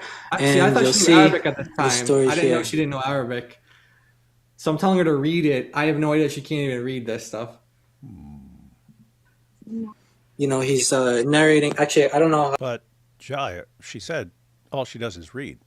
Yeah, all she does is read. Hey, Avery stole that from Korra. Oh. Jai was like, hey, you familiar with Fareed? You familiar with the YouTube? She's like, well, what's a social media? What's a social media? I don't know. What's an internet? I don't know what that is. All I do is read. YouTube? And then Avery can't say he's not familiar with that because he was right there. He's like, ooh, that's a good line. Oh, I'm going to steal that one. All I do is read. I can show you the full thing. It's kind of... But anyway, this is the story. Let me go to the source. Al-Bukhari. Okay? And he's talking about the same Hafs right here. And you can read it yourself. I'll just kind of slowly go by it. Zoom out, by the way. So just to be clear, this is what you have to do on TikTok when you want to show sources. You have to have a second device and open your camera and then show the device. Yeah, it's very clumsy. Yeah, there's no share screen option. You can I can share my screen right here and it's going to be way better quality. But on TikTok they don't have that. They just have to have a second device on you at all times and just point it at the screen. So if people aren't familiar with TikTok, that's why. Make your camera not portrait mode. Yeah, sorry. Hold your phone horizontally and zoom out. Oh, that works better. Okay. So I'm trying to hold it as still as I can, but as you read it, I'll just give... So this is the same story, that a narration where Hafs used to steal books and he wouldn't return them. And then he would claim that they were his own and he'd copy them for him, say they're his own. So in this story, we see, it's from Al-Bukhari, by the way, as well, that Hafs, the same Hafs that the Muslims get their Quran from, the main majority of Muslims who use his Quran today, that he's confirmed here to be a thief, a liar, and untrustworthy by Al-Bukhari. Let's see. Just trying to make it stable for you. I know it's a little shaky, but you can hopefully still read it. Do you know do you know the number and where this is quoted? Yeah, I'll give you the source. It's in front of you. It's right. It's literally on the screen. You requested him to turn his camera so you could see it. What? A little blurry, by the way. You want to screenshot it, or I thought you guys liked blurry. Yeah, I thought the whole Dawa crew liked blurry. I'm gonna write it down, and then this book, page 32, and that's on Maktaba Shamila. So we see there that Al-Bukhari is confirming that this is actually the same Hafs. That's why I wanted to confirm his name. It's the same one. And let me just go back one more time. Wait, can I ask what website are you reading from? Oh, wow. Yeah, this website, it's called Al-Maktaba Shamila. What? Can you spell that, please? This is one of the most popular... The fact that she doesn't know, this is one of the biggest online resource for Arab speakers for sources and books. Not even Arabic speakers, only because... She's a reader. Because Uthman, this is his favorite website too. Yeah, Uthman keeps saying Maktaba Shamila because he knows most Muslims can't read Arabic. But that's where he printed the footnote from, by the way, and he thought it was, the typo, the footnote, the famous footnote with Avery. This is the same website, so this is all Muslims know. It's like saying an apologist on our side not knowing what Sunnah.com is. That's the equivalent. Yeah. This Maktaba Shamila is our Sunnah.com. The Arabs. What site did you say? Wikipedia. What's that? Not familiar. Shamila. Yeah. So if you just go to Shamila. Shamala, like Shamalama Ding Dong. You know what I mean? Come on. Classic song. .ws. Actually, I'll just show it on my screen here. You can see. Yeah.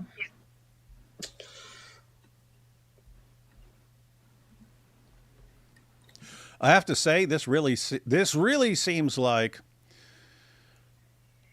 let me say anything I need to pause for a minute and a half so that people can send me a response. That's what it sounds like to me. It does sound looking back is that's clearly what she was doing. I didn't see it at the time because I didn't know who she was. I didn't know that she was part of these groups or that she's a Dawa person. It wasn't until Drake told me. He's like, this is one of these Dawa weirdos that tries to corner people when they don't know something and they try to embarrass them and get the clip farm and all that stuff. So that's basically her thing. I didn't know it. We do have here that someone is familiar with the song that I perfectly sang. Okay, there we go. Shamil, hold on one second. I'm just gonna directly type this in so I can read through this. I'm just going to take, I need a couple minutes. .ws Dash book slash 1054 2 slash 22. Yeah. I have to say, it seems like she's delaying, but oddly enough, this is what everyone needs to be doing with them. Right? When someone says, oh, this is the source, tell me where that is. One, put it on the screen. Two, give me the link. I need to read this. I need to read it in context because you guys have a bad problem of not representing sources accurately ever. Mm-hmm. Hashtag and then P1. P1. Okay. Hopefully this works. Yeah. So you can go through it and you can see. And by the way, there were actually other Muslims who I know that you don't. I heard you saying that you don't like Sunnah.com because you think that there's some Shia sources on there or whatever. But there are actually Shia Muslims who have done the same critique on these different qira'at as well, where they go through the hadith science and they see, okay, this is what makes this person reliable, this is what makes this person unreliable, and they would take these names of these different readers and they go through this process and see, okay, what do these scholars say about the trustworthiness of this person? And then they go to the next person, this person, and they came up with all these problems. So even though the Shia, they use the same like Quran as you, they still actually came up with these problems with this. So what I'm saying is, it's not just it's these are other Muslims who are coming up with these issues as well. They see this as a problem. Hold on. You might not consider them Muslims. Wait. Sorry. Wait, have you read through the Arabic of this? Wait, have you had like any Arabic speakers read through this? The book? Now all of a sudden now she uses the Arabic card when she's stuck. Have you read through the Arabic of this? No, there was that big delay while people were looking up stuff for her, and it sounds like they sent her something, and then ooh, have you read through the Arabic? Like she's about to break down how it says the opposite of what you're claiming. Yeah. Let me back that up a little.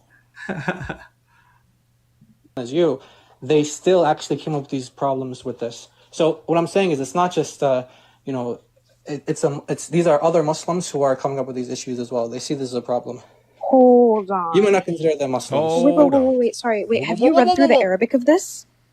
Wait, have you had like any Arabic speakers read through this? The book. Have you had someone hold your hand, Jai, and tell you what the Arabic actually says? Yeah. He doesn't need anyone to read it. He's a reader on his own. She thinks she's talking to me here. You're quoting. Yeah, why you don't? What's wrong with it? Is there a problem with it in Arabic? No. I was just asking you. Have you read through? What the heck is that? Oh my goodness! Have you read through this in Arabic? Yeah. Have you read through this in Arabic? Well, what's the problem? Goodness. Oh no, I'm not saying anything. I'm just, I was just wondering. Yeah. I do that on purpose. I do that on purpose. I'm like, wait, so is there a problem with it? Because I want to see like where they're going with that. If she like doubles down, there's a problem, then we can actually pull up the Arabic. I think we actually do pull up the Arabic, if I remember. But because we end up doing it anyway. But I want to see what was she wants the you problem. to say, no, I don't know Arabic. Someone gave this to me. Yeah. And then she'd be like, oh, you misunderstand. You see? Yeah, this actually says Hafs is completely reliable in every way, and that's why his Quran is awesome, just like every other Quran, because they're all exactly the same. You dummy. Yeah. An Arabic speaker to read through this. أنا بحكي عربي كمان. What? Oh, I just told her. You just told her he knows Arabic too. All I said to her was, I speak Arabic too. And then she like gasped. Yeah. Like, she was like, oh, I'm out of cards. What do I do now? Uh-oh.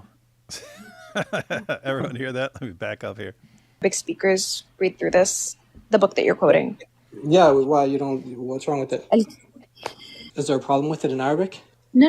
I was just asking you. Have you asked an Arabic speaker to read through this?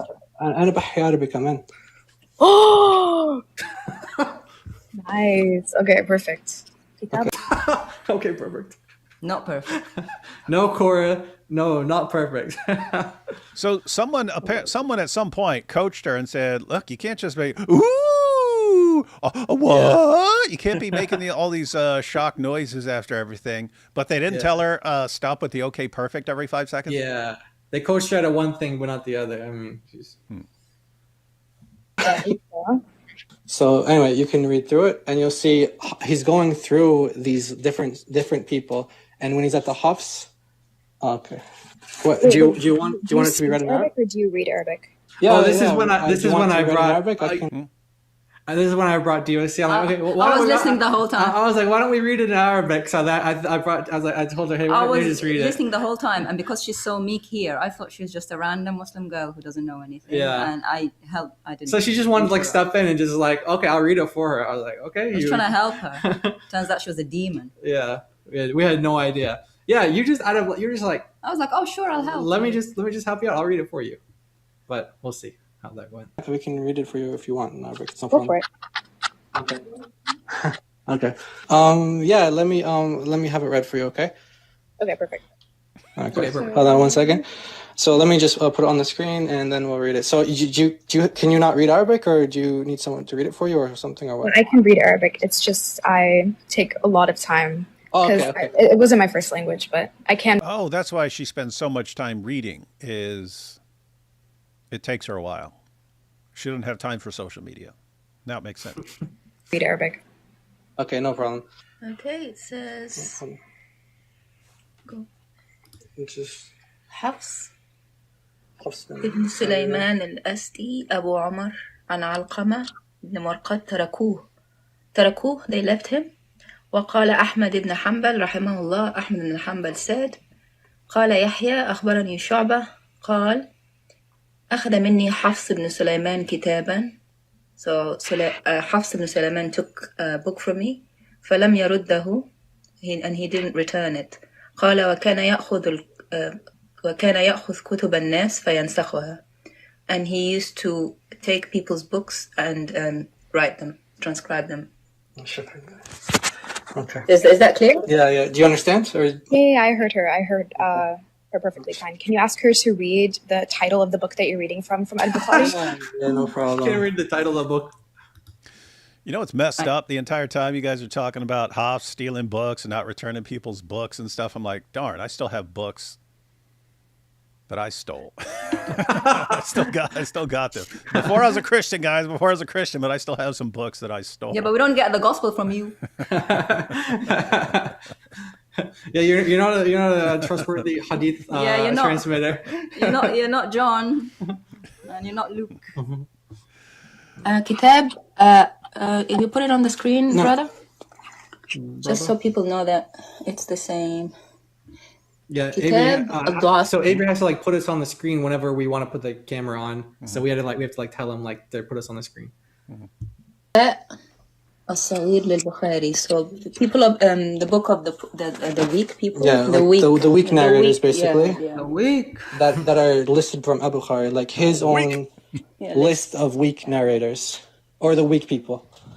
Okay, perfect. 1 second. She's like, okay, let me go look this up. Guys, are you going to answer this or not? Yeah. She got the whole Discord group. Everyone, I hear. I'm thinking I'm talking to one person, but she got like 50 people who thought Bukhari wrote a book. Imagine Bukhari wrote a book with an insult, the book of the weak. Yeah. And he put Hafs in it. Yeah. The man who gave them the Quran. Yeah. Of course, in his time, Hafs wasn't popular at all. Yeah, he wasn't a problem then, but he is now. Yeah, now he is. Yeah. Before I was Christian card, at it again. So, anything else? Do you need anything else from the Arabic, or? I'm still trying to find my perfect, not my perfect book. Sorry, my clear book in Arabic, so I can read from you. She just started trying to find my perfect book. She has like a book. She probably has a book titled "Okay, Perfect." I don't. What do you mean by a clear Arabic book or a perfect Arabic book? They all just have the same language in it. It's like saying I'm waiting for my perfect English book. What do you mean? My perfect Arabic book. Show you how this is not the same exact Hafs that you're talking about. She's still denying it? Oh, okay. Wow, my goodness. Well, I can show you. Hey, look, hurry up, Dean. Yeah. Where are you guys at? You told me you'd have my back in this debate, and then I'd crush this guy, and then I'd be famous. So his name is Hafs bin Sulaiman al-Asadi. And then if you go to the Quran, you'll see that it's Hafs bin Sulaiman. And it gives his full Discord. Her Discord server is probably called OK Perfect. Oh, man. But yeah, after that, she disappeared for 2 years. She was off the internet for 2 years. She left. Yeah. She went to Dawah school. Dawah school. Yeah. And it tells you who we got it from. Yeah. We'll show it. Hold on, let me show it to you. Yeah, you can pull it up if you'd like to, but you don't have to. I think I know what you're talking about. Hafs.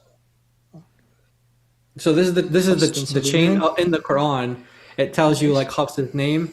Yeah, you open the Quran, it tells you the name of it on the first page before you start reading the surahs. So Hafs bin Sulaiman, yeah. I crashed it.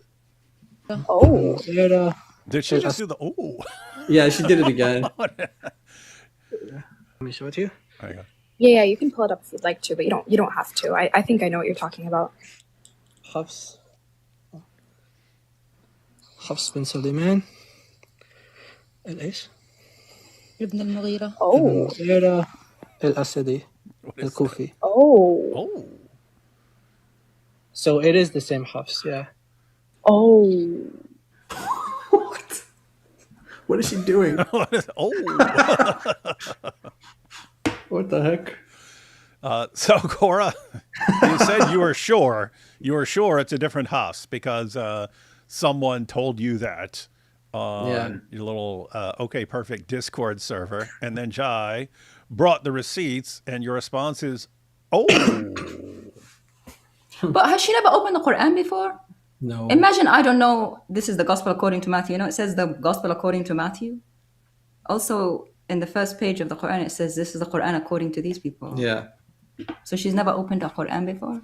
Nope. Should I say something? Okay, 1 second. What do you want to say? No, I was talking to myself. Don't worry, I wasn't talking to you. She's like, I'm talking to my Discord. So anyway, she's like, guys, I really need the help. What are they? I don't even know who are the people. I don't even know these Discord people, whoever they are. Guys, what the heck? You told me it's a different Hafs, and now I'm getting completely humiliated here. I'm getting totally baked. What'd you say? No, I was talking to myself. Same Hafs. When you go to the Isnad, it gives you his fuller name. But in Bukhari, when he calls him Abu Amr, that you also heard Farid call him that as well, Abu Amr. That's like his title. Yeah. Yeah, it's his kunya. His like that's his oldest son's name. Ooh. 1 second. What? Ouch. What's going on? So if we ever debate Korra, that's gonna be like what it's like. Ooh, just lots of sound effects and nothing coming back. Yeah. So just to be clear, what's the contention? Because if you want, we can give you other sources where Muslims are saying, don't take from him from hadith. Like, I don't. Are you actually contending that he's reliable in hadith, or are you trying to say that he is? No, I'm not trying to say that he's reliable in hadith. Don't worry. I just wanted to go through your sources one by one. That's what my intent was. Not to argue that he was reliable in hadith. That wasn't my argument. Okay. So I wanted to move through your arguments one by one. Yeah, that's fine. And so far, you made a claim and it was false, Korra. It's pretty simple, and he proved you wrong, and now you don't know what to say. And so now you're saying, "Oh yeah, I just wanted you to take me through the sources." You can see that he's. I mean, let's just stick with this one in itself. This one in itself, he's called a lie. Like he basically, when you steal books from someone, and you say that they're your own, like you copy them for yourself, say that they're your own. That means that you're a liar. And then also he's a thief as well because he's stealing books from people. So Jai, really quick, for the audience that's listening, why is this important that amongst the early Muslims and amongst the scholars that Hafs is seen as unreliable in hadith and things of this thing? Why is this important to Quran preservation or his recitation of the Quran? Oh, you see? Avery has to jump in to rescue Jai. No, it's 2-on-1 debate. He had to rescue Jai. They should just clip that. Avery jumps in to rescue Jai from Korra. Exactly. And by the way, it's not just Hafs, by the way, because once you get to Awesome is also said to have a weak memory, to the point where you have Muslim scholars saying anybody named Awesome has a weak memory because of how bad his memory was. He went like senile and stuff, and he just was always forgetful. So, and then he was so bad he ruined the name forever, guys. It's like, guess what? There used to be plenty of people named Adolf. Oh, yeah. I've never met an Adolf anymore. Someone ruined that name. Judas was one of the couple most common names back then. We don't name kids Judas anymore. Anyway. Go to Abu Abdurrahman as well, who's next in the chain, and you have a hadith that says he never learned the Quran from Uthman. He only learned it from Ali. But the chain says he learned it from Uthman. So there's so many problems with this chain. Why this is a problem is because Muslims, they say that they have this chain that connects them to Muhammad. This Quran connects them to Muhammad. They have this person who got it from this person, who got it from this person. And when we go down the list and we see, okay, actually this person, Muslim scholars call him a liar. Muslim scholars say he has bad memory. Muslim scholars say he's unreliable. When you go down the list, you'll see that this chain that they have, they would never accept a hadith from this person, Hafs. They would never accept a hadith from him. But yet they accept the Quran from him. So okay, can I ask you a question? This, yeah, but just here's the point though. Here's the major point. Imagine that you don't accept hadith from somebody because they're a liar and a thief, but yet you're going to accept the word of God from them. Like, it's a much bigger thing that you're trusting him with. If you don't trust him in something smaller, why would you trust him in something bigger, like the Quran? Wait, can I ask you a question? Well, technically you just did. Yeah. So now it's no more a debate. Yeah. Now it's like, teach me. Seriously, that should have been the response. Wow. Everything I've been hearing from these guys who are telling me what the answers are, it's all complete nonsense. Mm-hmm. This guy is stating things accurately and getting everything right. Maybe I need to listen to this guy and stop listening to all the people who do nothing but tell me lies and then get me completely embarrassed in front of everybody like this. Are there any scholars that criticize Hafs in his qira'at of the Quran? You got that, everyone?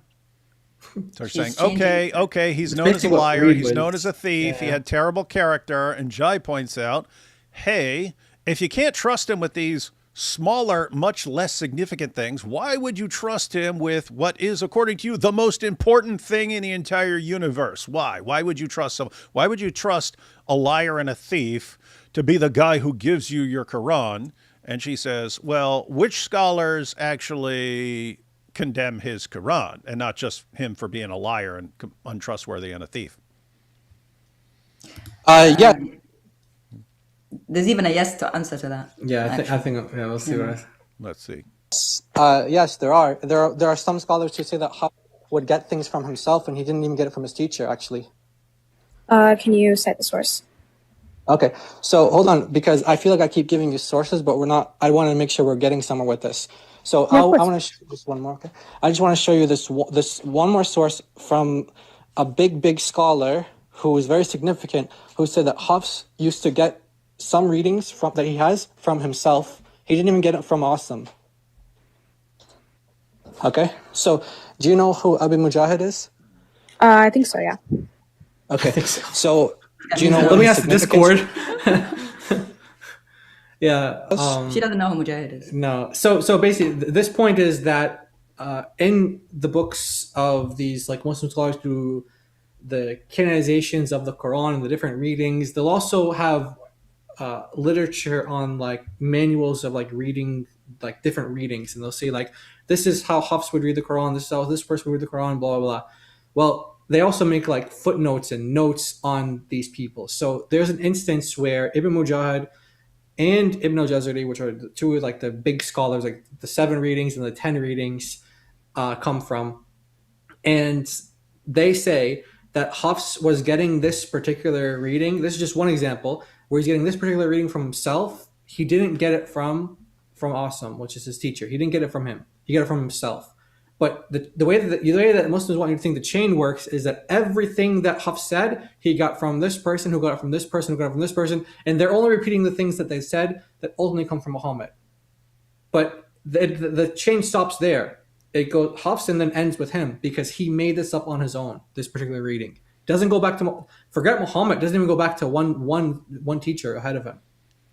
Yeah, and actually, all the 10 canonical readings were seen as inferior, not just Hafs. Yeah. Like Makki al-Qaisi, who was a head reciter in the 10th century, said, we have 70 or over 70. Over 70 readings that are better than the seven that Ibn Mujahid chose. Yeah. So actually, the 10 that the Muslims like today and say, oh, they all go to Muhammad, they were seen as inferior. Yep. Enlighten me. Okay, so he's the reason why you don't have. He's the reason why you have the 7 readings of the Quran. The Ahraf. What's that? What? Yeah, she said the word. I mean, you know the word, David. She said it completely wrong, and I was like shocked. Like, what? The what? She was trying to say ahruf. Yeah. She said ahraf. What? Yeah. Yep. Like this is an example. Like you can tell she doesn't even speak Arabic with her family. Just on like a colloquial level, because ahruf is just the plural of harf. It's like this is like a common word used in Arabic. So it's not just specific to this hadith about the 7 ahruf. So if you don't even know this word, it means letters in Arabic. Yeah, it just means. So if you're learning A, B, C, alif, ba, ta, you will know. Yeah, these are the huruf or ahruf, which are plural of letter. Yeah. So she just couldn't say ahruf. Yeah. So that's why I was like, what? What you just said? Ibn Mujahid is not who gave us the ahruf. It was Muhammad who gave us the ahruf. Right. She thought she mixed it. Anyway. Huh. All right. Let's see. Okay, so he's the reason why you don't have. He's the reason why you have the 7 readings of the Quran. The Ahraf. What's that? The Ahraf. I had to give her a chance. I'm like, Ahraf.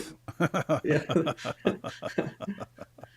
Times are rough. The times are rough. Ahraf. The Ahraf, like the 7. Ahraf. Oh no. I didn't know what she was saying. I was like genuinely like confused. I was like, what? So she's someone who likes to read but doesn't know the word for Ahraf. No, ahruf. No. The ahruf is a hadith that are not the same things as the qira'at. I'm talking about the 7 ahruf and qira'at are different. There's 10 qira'ats and 7 ahruf. Yeah. Oh, you learned that. Well, now no. someone was like, Later gave her a in line. history, someone was like, hey, added 3 more, and so there's actually 10. There's 10 readings. There's 10 readings, like you said. But initially, Ibn Mujahid only canonized 7. So for a long period of Muslim history, like for 500 years, there was only 7 readings. And because he chose the 7, and he had the government to back him up on this, and they enforced his readings. They even imprisoned people and tortured them for rejecting his readings. He actually, because of him, people confused the 7 readings with the 7 ahruf. Okay. So let me just give you the source now. So the guy who canonized the 7 readings, Ibn Mujahid, said that Hafs was mistaken a number of times, and he actually specifically says that Hafs. I'll just give you one example where he says that this reading that he got was from himself, and he didn't even get it from Asim. It's funny because she's the one who went there. You know what I mean? She's the one who. What should I ask him, Discord? Oh yeah. Well, you got anyone who complains about his Quran? Huh? Yeah. What? Oh yeah. What? Yeah, they have no idea. Yeah, just made it worse. Guy's like, yes, I do. Did you say the source or? Yeah, I'm gonna give it to you now. It's from Ibn Mujahid's book. It's from his book, Kitab al-Sab'a fi Qira'at. Yeah, let me show it to you. Yeah. Can you spell all of that for me? 7 readings. Okay. Kitab al-Sab'a في قراءات. Ibn Mujahid. I know it's kind of blurry. No, I can read it. I didn't know how much it loved blurry though. I can read it. All I read in is blurry. Yeah. Ibn Mujahid. Okay, now let me just show you the reference now. Okay, so I'll just highlight it. Hold on, so you can see. Because you asked the question, like, where did Hafs get things, like, just where did he like kind of make mistakes or something? Oh no, this is not it. Hold on, this is not it. Okay, I'm just gonna pull up the reference for you now. Were you still looking for something that you wanted to show? Sorry, repeat that. Were you still looking for something that you wanted to show us? Not anymore, bro. I can't. Okay, no problem. What? Okay. Not anymore, bro. I can't. She sounded distressed. Yeah, what the heck was that? Unless she says something right after that, that sounds like the clearest admission of complete and utter defeat that I've ever heard in a debate. I backed it up. And that's the one Malik is like, Korra will debate you, I'll debate you. Yeah. That's the same Korra. I got nothing. Jai's being all nice. So, is there some argument you like to? No, I got nothing anymore. I'm done. Yeah, because I'm thinking, like, okay, I have to pull up this. I'll pull up the source. As I'm pulling up the source, didn't you want to show us something? So that's the same Naqabi who was saying F this and F that to people that she's debating that don't have the sources ready. Yeah. She's the same energy is now different. Okay, I'm just gonna pull up the reference for you now. Were you still looking for something that you wanted to show? Sorry, repeat that. Were you still looking for something that you wanted to show us? Not anymore, bro. I can't. Okay, no problem. It's funny because I know what it says, but I'm just trying to find it on the page now. That's how she ended. I thought she didn't follow up. She was like, I can't. I just can't. I got nothing. I got nothing here, man. I got nothing. I'm out. I don't trust the Discord anymore. Oh, boy. Okay, for some reason I had like 2 bookmarks for the same thing. And 1 second. Where'd that go? Silverbee says, David, did you and AP later do the live stream about the Nick Mateo stream? Yeah, we only heard one section. We didn't get to it. It's funny because we're talking about stuff and then we watch part of it and then we don't get to Libiano, and then right afterwards Libiano posts, oh, they said they were gonna go through this and then didn't even do my part. One wonder why. Like, we're too scared. We haven't even heard it. Anyway, these guys are whack. And I was showing the wrong bookmark. So anyway, here it is here. Reference. It's the same reference. So the same website as before. This is the book, like, you already saw that, and then the page is what is that, 608? Yeah, 608.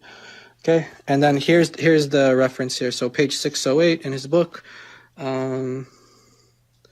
it's saying قرأ حفص عن نفسه لا عن عاصم.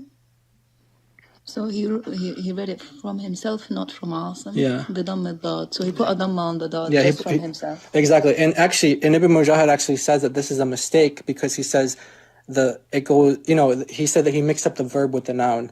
But anyway, so Ibn Mujahid, the one who canonized, the readings, he actually said here that Hafs is getting it from himself, not from Asim. Even though it's supposed to be from Asim. He's not supposed to be making stuff up on himself. Ooh, wait, can you pull up the page again if you don't mind? No problem. Did you want the quote or did you want like the page number, or what did you? The page number. Ooh, la la la la la la la la. Okay, I can't send links on here. I don't know how to do that. Yeah, what is that? 608. Looks like it looks like 6. Yeah. Okay, Oh, it's 5? 6, It's 6. Not either. I'm tripping. That says 5. No. 508. Yeah, is it 508? I was trying to figure We it out. just copy paste it. Actually, I'll give you the link on the top. Let me just do what I did last time. I'll give you the link. Of course. It's blurry. Hold on. Okay, there we go. You can screenshot that, maybe? Got you. What is it? Okay, in the verse that he's commenting on, it's chapter 30, verse 54. 30 verse 54. Okay, perfect. Yeah. By the way, I can no longer argue. I can't argue anymore because my laptop actually died. Hence why I can't pull up the source anymore. Oh, the Discord laptop one. died. Oh, she can't access Discord So, anymore. Oh. Oh, I didn't know. Oh, so the laptop died. Oh, because obviously you can still talk, right? She's using her phone to talk. Oh. So the Discord went. Oh, Well, couldn't you plug it? Couldn't you plug it? Right? Yeah, she could just plug this. Is she in the middle of the desert? Like she doesn't have a plug? Yeah, who would go into a debate and have a laptop that's ready to die and not bring a charger? Now I was in a debate once where someone stole my charger right beforehand, so I had that issue. But unless she's got that, unless that happened to her, it sounds like okay. These idiots on Discord keep telling me to say all this stuff, and it keeps being wrong. Yeah. I don't know what to do now. Yeah, she probably just like rage quit from them. She's like, "You guys aren't helping me," and he slams the laptop. She's like, I can't anymore, bro. 2 years. And then it was and then it was I'm not debating for 2 years because I don't trust you guys anymore. Yeah. I should trust them now. Yeah. Well. So we're happy. Like I'd love Jai and me to debate any Niqabi or anyone from that group except Libiana because he's banned on the qira'at. Hopefully, like in the couple of years, she's learned some things. She's read a bit more. She learned her alphabet. Then she can come back. She learned her alif ba. Yeah, so I don't know if you're not able to continue with us then? Do you want we can have like a cliffhanger. Yeah, no problem. So basically, it's a 2-year this cliffhanger, by reference the here way. It's pretty clear that you have Hafs who's getting a reading from himself, not from Aslam. So this is obviously a big problem. And so our whole point is that the way that Muslims believe, like what me and God were saying in the other stream, the other live, was that the whole idea of your guys' view of preservation today is not. Yeah, thank you. It's not the same. It's not the same as the early Muslims. So we're trying to say that the view of preservation that Muslims have is not the same that early Muslims had. And in fact, they didn't even believe that they might have believed that the Quran was preserved, but not in the same way that you guys believe, like word for word, letter for letter, dot for dot. Everyone, that's the most important takeaway on this. Apart from in case your mind's blown. What their main guy for transmitting the Quran is this big liar and stuff like that. That can be shocking stuff. But the real fundamental point here is the way Muslims understand, like almost universally today, the way they think about the preservation of the Quran is not what the early Muslims thought about it. They thought completely differently about it. And so it's like, okay, they all got it wrong back then, and you guys got it right because you heard a bunch of nonsense from Zakir Naik and it spread all over the place. And by the way, I don't want to introduce another topic, but we also talked about scribes, like scribes who would apostatize from Islam because they realized the same thing, that they would say something one way, and then Muhammad would say, "Hey, that's what's been revealed," and then he write it down, and then the scribes were like, "Well, wait, Abdullah ibn Abi Sar, my man. Yep. If he's a prophet and he's getting this from God, but he just said it the same way I said it, then that means I'm a prophet too." So they would just leave Islam. So, yeah, we're just trying to show the Muslims that their view of preservation is flawed, and if usually Muslims will use that as an argument against Christianity, and they'll say, "Oh, you guys have textual variance in the Bible. We can't trust the Bible because there's variance."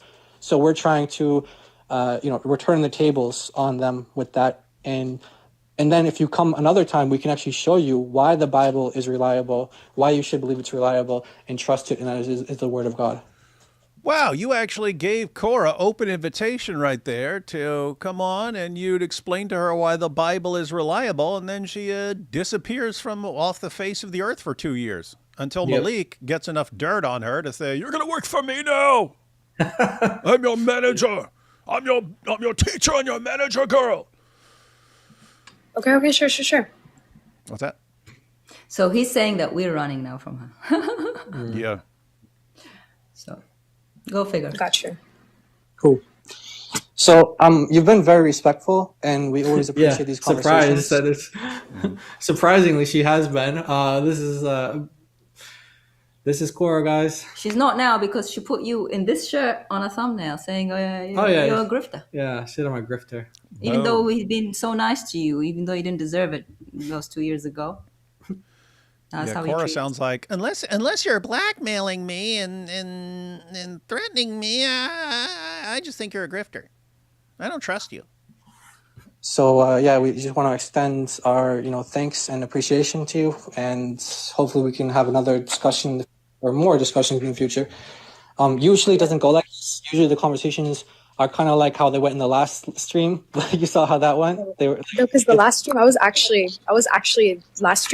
trying to debate because I was talking to that other guy, that study guy. The stream, my intention wasn't to debate. It was just I wanted to see exactly what your claim was. Okay. I just wanted to see what your claim was. I said you're wrong, and then I got crushed. But I was just trying to, have you take me through what your position is. That was it. It's good to know. Perfect.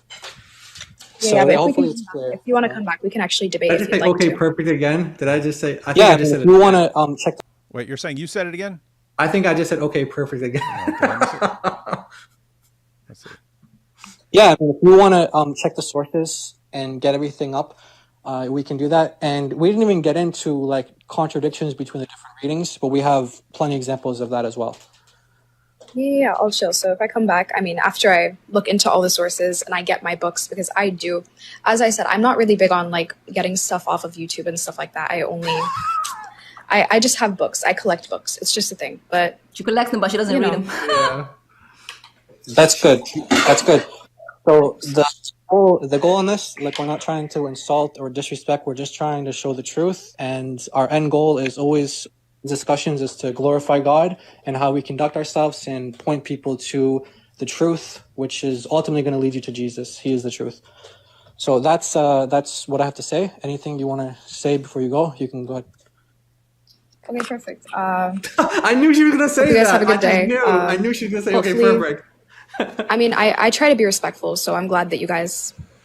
Korra always tries to be respectful, guys. Yeah, what happened? She said, "I'm gonna sit me down and teach me," when I'm the one who helped her read the Arabic. Yeah, this one. Yeah. We got Jai is always nice here. It's his nature, guys. The guys like Jai are the ones you need to watch out for.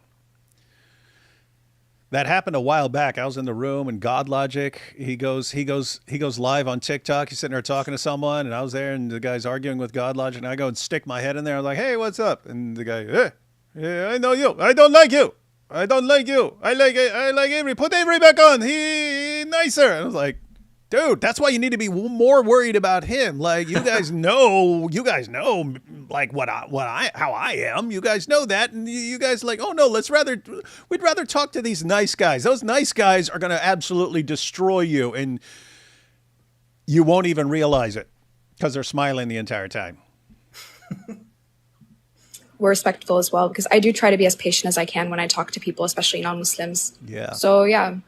She's super nice and patient, everyone. Well, Talia, it's been a pleasure listening to you engage. Say Talia?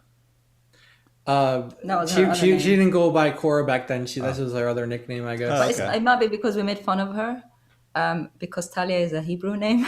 Yeah, or they do use it in like certain parts of the Muslim world, but it's like you're not supposed to. Remember, Sheikh Qasim Hakim said it was one of the forbidden names. Yeah, so I don't know if that's true. That's just like her nickname that she used to go by before. So this is Korra before she was Korra. Okay. So changing the names, eh? Maybe her real name is Talia Jenkins. Just stuff like that. I know it was educational for those listening that's not too familiar with these subjects. So thank you for participating, and I really, really, really do hope that you come back and continue with Jai and, even try to refute him later.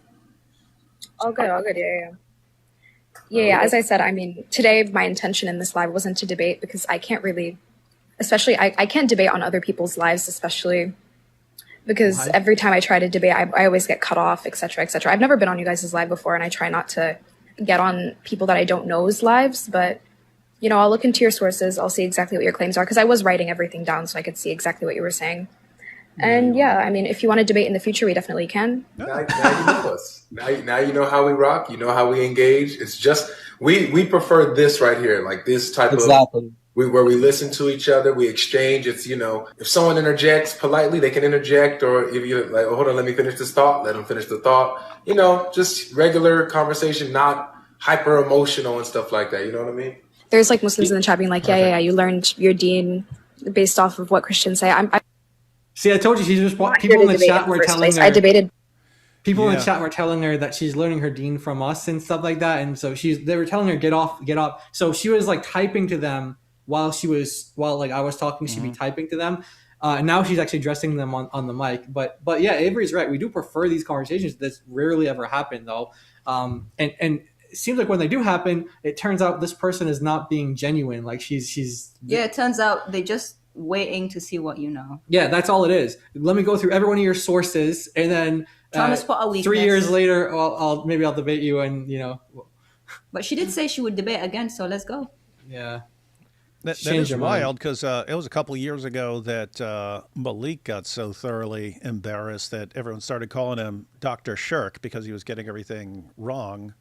But she's interacting with her chat, and they're saying, "What are you doing? Learning from these guys? You're learning from these guys. You're learning about Islam from these guys. What's wrong with you?" Well, these guys tell the truth. I don't know how they don't pick up on that, or if they do pick up on it, why it doesn't bother them, why they don't care that the people who are teaching them their religion are constant liars, like Hafs. Just can't stop lying. Lie. And then someone comes on and tells them the truth. And they have to go outside their religion to find someone who will tell them the truth about their religion. And then what happens? They go, "Oh, are you stupid? Are you learning your religion from the Quran? What's wrong with you?" Yeah. Well, why are they learning their religion from us? Why aren't the imams and the sheikhs teaching that in the mosques? Then we wouldn't have had to learn it from us and be gasping all over the place for the things that you're seeing for the first time. It's embarrassing. Yeah, that's just like when Sneeko went to Speaker's Corner and Chris came up to him and said, "Hey, you believe there's one Quran?" Sneeko said, "Yeah, there's only one Quran." And Chris said, "No, there's different Qurans." And then you had the Warner there, aka the Watcher, who knows what they were doing on their trip. But he starts jumping in. "Oh, yeah, it's just different dialects." And Chris, "No, it's not just different dialects." And eventually the Warner just started going to Sneeko, "Who are you going to listen to? You going to listen to your fellow Muslims, or are you going to listen to the Christians?" And the Christian was the one telling the truth, and the Muslims were the ones lying. Yeah. What is this? And say, listen to liars, because liars are part of your religion. Don't listen to people who tell you the truth about your religion because they're outside of your religion. This is like so insanely dysfunctional. Anyway, there's a few seconds left here. I don't know what's going on in the end here. Regular conversation, not hyper emotional and stuff like that. You know what I mean? There's like Muslims in the chat being like, yeah, you learned your deen based off of what Christians say. I'm not here to debate in the first place. I came up here not to debate, but because I was invited to talk about it. But it's been a respectful conversation. So have a good day to you guys, and assalamu alaikum to everyone in the chat. And please stop takfiring me, bro. I am a Muslim. I don't know what you're talking. Oh, that's why she left for 2 years, because people in the chat were saying you're a kafir. Oh, wow. Oh, that's why she they are left. Cold as ice. Dang. What? They're like, "You're not even a Muslim, you're fake." Wow. So anyone who doesn't know something and fails in a I bet you none debate, of the people in the chat who are takfiring her, who are saying she's not a Muslim, I bet you none of them would have done better. I mean, no, they wouldn't. Yeah. But why, if a community treats you that way, do you come back and she keeps being served up on a platter to us and other apologists, and people from the back giving her sources that are weak and that are unreliable, that are not right, arguments, and when it fails, she fails. Then they blame her, "Oh, you failed." Yeah. And they are resting in the back, not being served up. They're using her as a puppet. Yeah, and she keeps covered, not because she obviously doesn't care enough about Islam to dress like that. It's for her in the future, when she's been so thoroughly humiliated, she can just move on and no one will recognize her until, they say something to her and she goes, "Okay, perfect." I'm like, "Wait a minute, I remember you."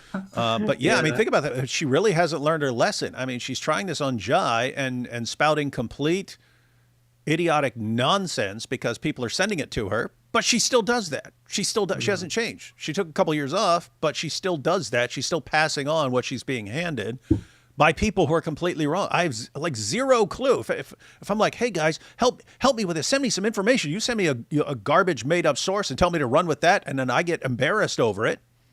Like, I'm not gonna listen to you again. What sense would that make? But that's apparently they just don't care. Crazy stuff. All right, let's check out these super chats and we'll be out of here. Potato Sandwich said, this debate is airtight. If anyone threatens or attacks you physically, you can just defend yourselves by making a shield out of the 40-plus Arabic Qurans that exist. And then you would be indestructible, unlike the Quran. Yeah. Were Al-Zut defending Aisha from the tyrant Mo? That's a good theory. You could say that. Brethren, this is also a spiritual battle. Muslims get dark power from their prayers and sacrifices to false Allah. The kingdom of God is not about words, having the right words, but about power. Well, they're seeming all kinds of weak right now. It's nice to see Mike Winger with DOC and Jai. David is Mike Winger joke number 487. Classic. They even know your number. Yeah, they do. I'm learning so much from you all. Keep it. Great work, Jai, DOC, and D Wood. Awesome. Oh, we got way more stuff coming out in the near future, guys. I've seen that video like 3 times. Love the part where she asks Jai if he has checked with someone who reads Arabic. He proceeds to talk in Arabic. Yeah, it's classic. Had she known, would Aisha have thanked Al-Zut? Oh, this is on the theory that the Al-Zut were teaching Muhammad a lesson. This is Korra. I remember this live, but she be sounding different now. Yeah. Yeah, more arrogant, more aggressive, more still foul language. Knowledge, but yeah, yeah, still same level of knowledge. It's just... and still sticking with the okay, perfect, and then over pronouncing the T sound. David, will you be at DebateCon this week? Would love to get a pic with you. No, I will not, but I'll be at the following one. And we got a super sticker there, thanks. And I called Apple customer service yesterday. She continually said, okay, perfect. I should have asked her if she went by Korra the Explorer. That would be funny. Can I get an upgrade? Okay, perfect. Wait a minute. Dawa again has claimed they know everything about the people in their chains. Light said that one of the narrator bios was simply, he liked horses. True? It's a Tom Petty song, man. He loves horses. After her debate with Nick, her technique seems to be to act obtuse, but she is hoping you'll bring up the source she already knows. Nick caught her. Yep. My jizya to Mr. David Wood. Keep Dawa running. Hey, Jai and DOC, always good to see you guys. God bless y'all, and may he keep you safe and well. Thank you. He huffs.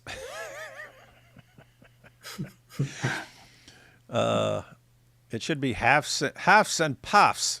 He huffs and puffs and blows the Quran narrative down. Not in the old Zut sense. Okay, perfect. Enlighten me. They are so dishonest and think everyone else lies too. That is a problem. It's projection.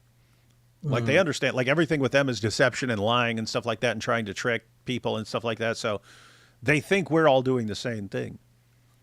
Korra and Malik Dawa planning sessions must sound a lot like Beavis and Butthead making plans to go to the Maxi Mart.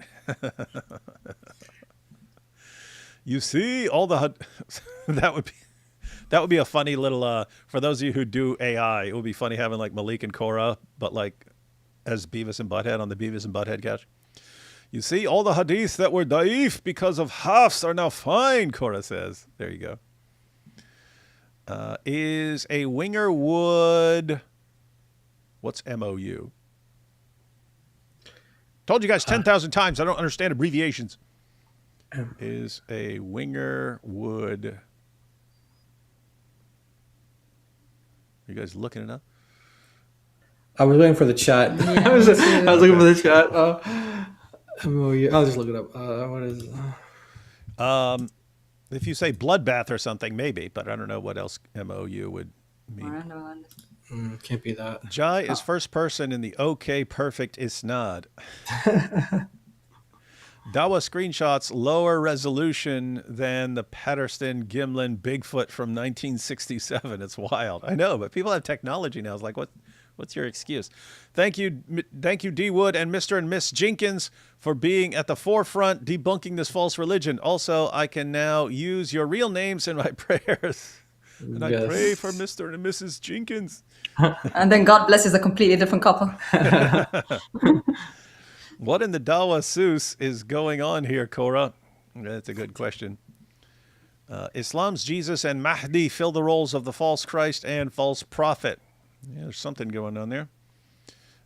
Anyone else here get offended when Korra uses white voice? Total cultural appropriation. She should stick to Quran accent. And hey, look, it's Avery here. Jai is clearly panicking. Yeah. Jai was in full panic mode the entire time. I want to learn Arabic, but have noticed a lot of online resources appear Islamic, which I don't want to support. What resources should I check out? Oh, so I guess this person who'd like to take like an online course or something like that, but he doesn't want to be funding like Sheikh Asim al-Hakim or something. I mean, it depends like how serious you are about learning Arabic, how deep you want to go. There are plenty of like online courses you do, like college, university kind of courses that they offer, like just online. You could just use online. That's not really religious at all in nature. You just that's something like that. Or you could just buy books. You could buy books that will teach you that are just again not religiously oriented. But of course, when you're learning Arabic and you're learning how to read Arabic, you're going to get examples like from the Quran or something like that. Actually, wait, there was that one guy. What's that guy? He's like a Christian who's an Arabic professor, and Ayman Ibrahim or something like that. What's his name? Oh yeah, yeah. He's got books. Yeah, Ayman Ibrahim. Yeah. Look him up. He's got stuff on that. He's got Arabic classes, and he's a Christian. And if anything is if you're interested in books and stuff like that, even if it's a Muslim source and you don't want to fund that, you can always get used. You can always get used copies. Nothing's going to any Islamic organization after that. Yeah, but Ayman Ibrahim he actually has like courses in Arabic, and you can do like he has like video courses you can get and things like that. He has like books and stuff, so you can start with him if you want. Korra with the Batman comic ad libs. Pow! Oof! Yep, that was like the old Batman show. Jai and Logic asking on Discord. This is the proof. It is.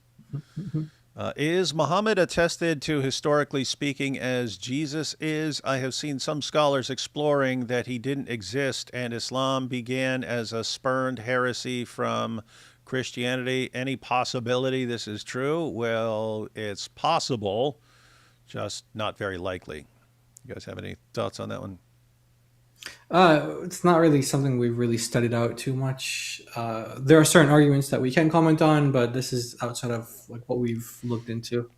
Yeah, we assume it exists just for the sake of Muslims. Yeah. So anyway, the idea, guys, is we have a lot of first century sources about Jesus. We don't have much in the first century of Islam about Muhammad, so it allows lots of different theories, even the theory that he's made up. But for me, it just seems like too much to all be made up. That's the general idea. Not anymore, bro. I can't. Jai went and broke the script. Not anymore, bro. I can't. Not for 2 years. Greetings to Mr. and Mrs. Jenkins. Oh, hi, David. Thought you were spreading Shubahat, but that was Shuba cold. Shuba cold as ice. Hey, my name is Layla, and I would love to be interviewed by you. I am an ex-Muslim gone wild. Can you contact me? What? Wild? Why would you go wild? Yeah, why would you go wild?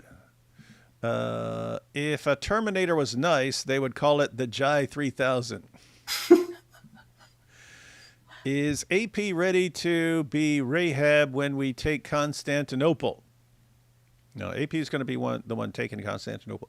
Some money for my desert boys. Nice.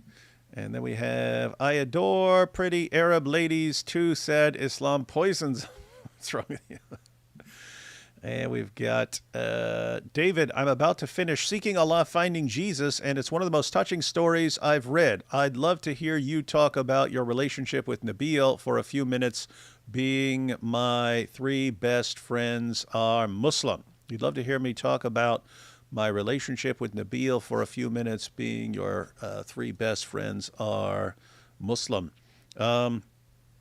I mean, if you're about to finish the book, you know the general story, except he kind of watered down kind of what jerks we are when we were arguing back then. But, yep, met Nabil in college when we were both on the speech and debate team, ended up sharing a hotel room on a trip.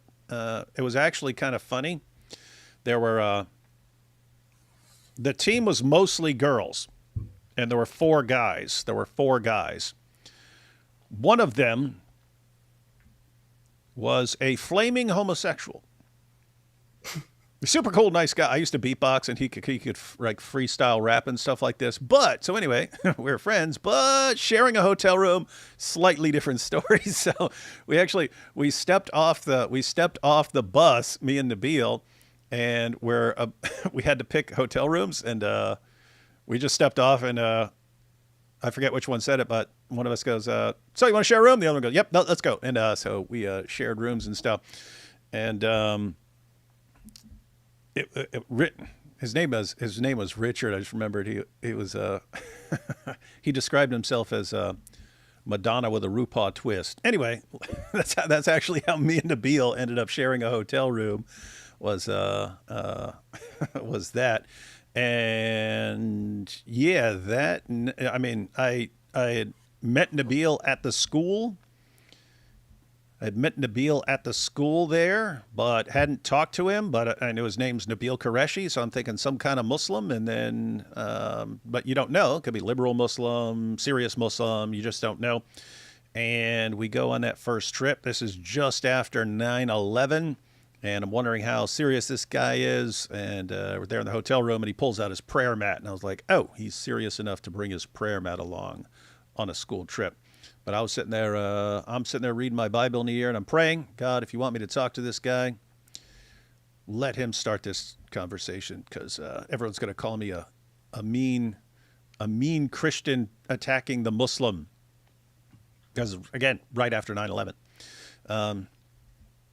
Anyway, we pretty quickly, like that weekend, became best friends, arguing the entire time. And we realized we both love to argue about stuff, and we kind of agreed that first weekend, and this will be an important takeaway for all you out there. We agreed that first weekend that there were basically 3 possibilities. Either he's right and I'm wrong, or I'm right and he's wrong, or we're both wrong. We both can't be right. And therefore, if we're actually good friends, we need to get to the bottom of this, not in the good sense, but we got to get to the bottom of this. And if we're actually going to be, as part of being good friends is the one who's right should show the other person what the truth is.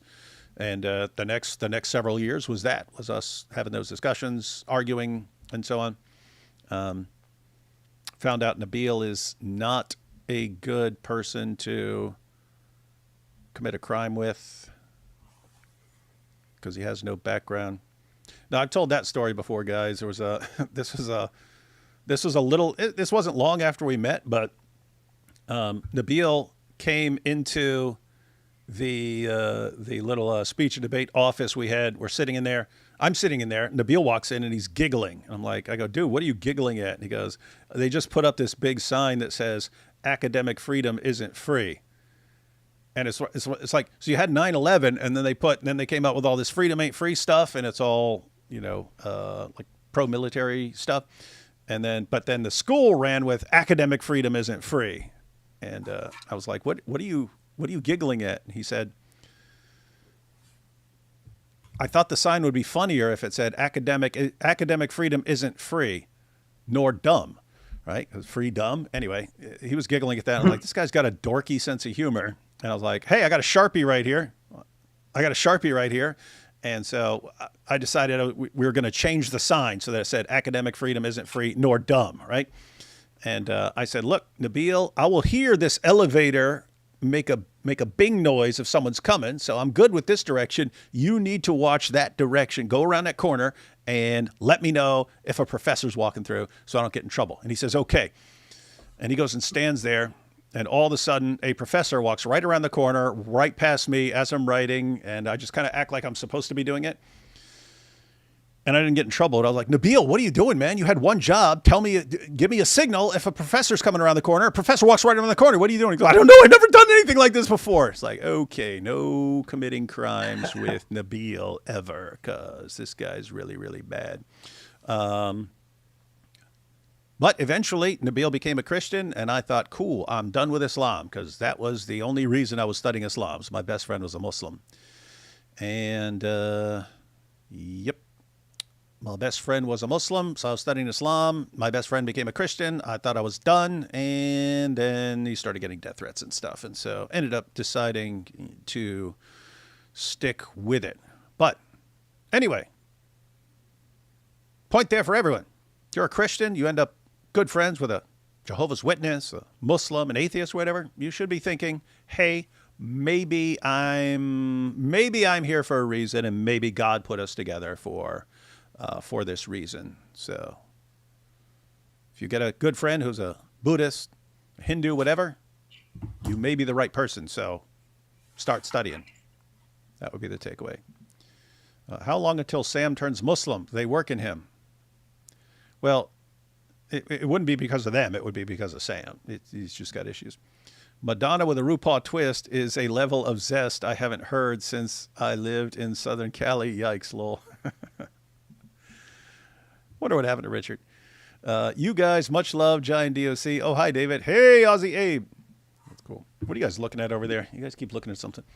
Oh, they're having a whole conversation in Arabic. We're just reading along in the chat. Oh, they are? Yeah.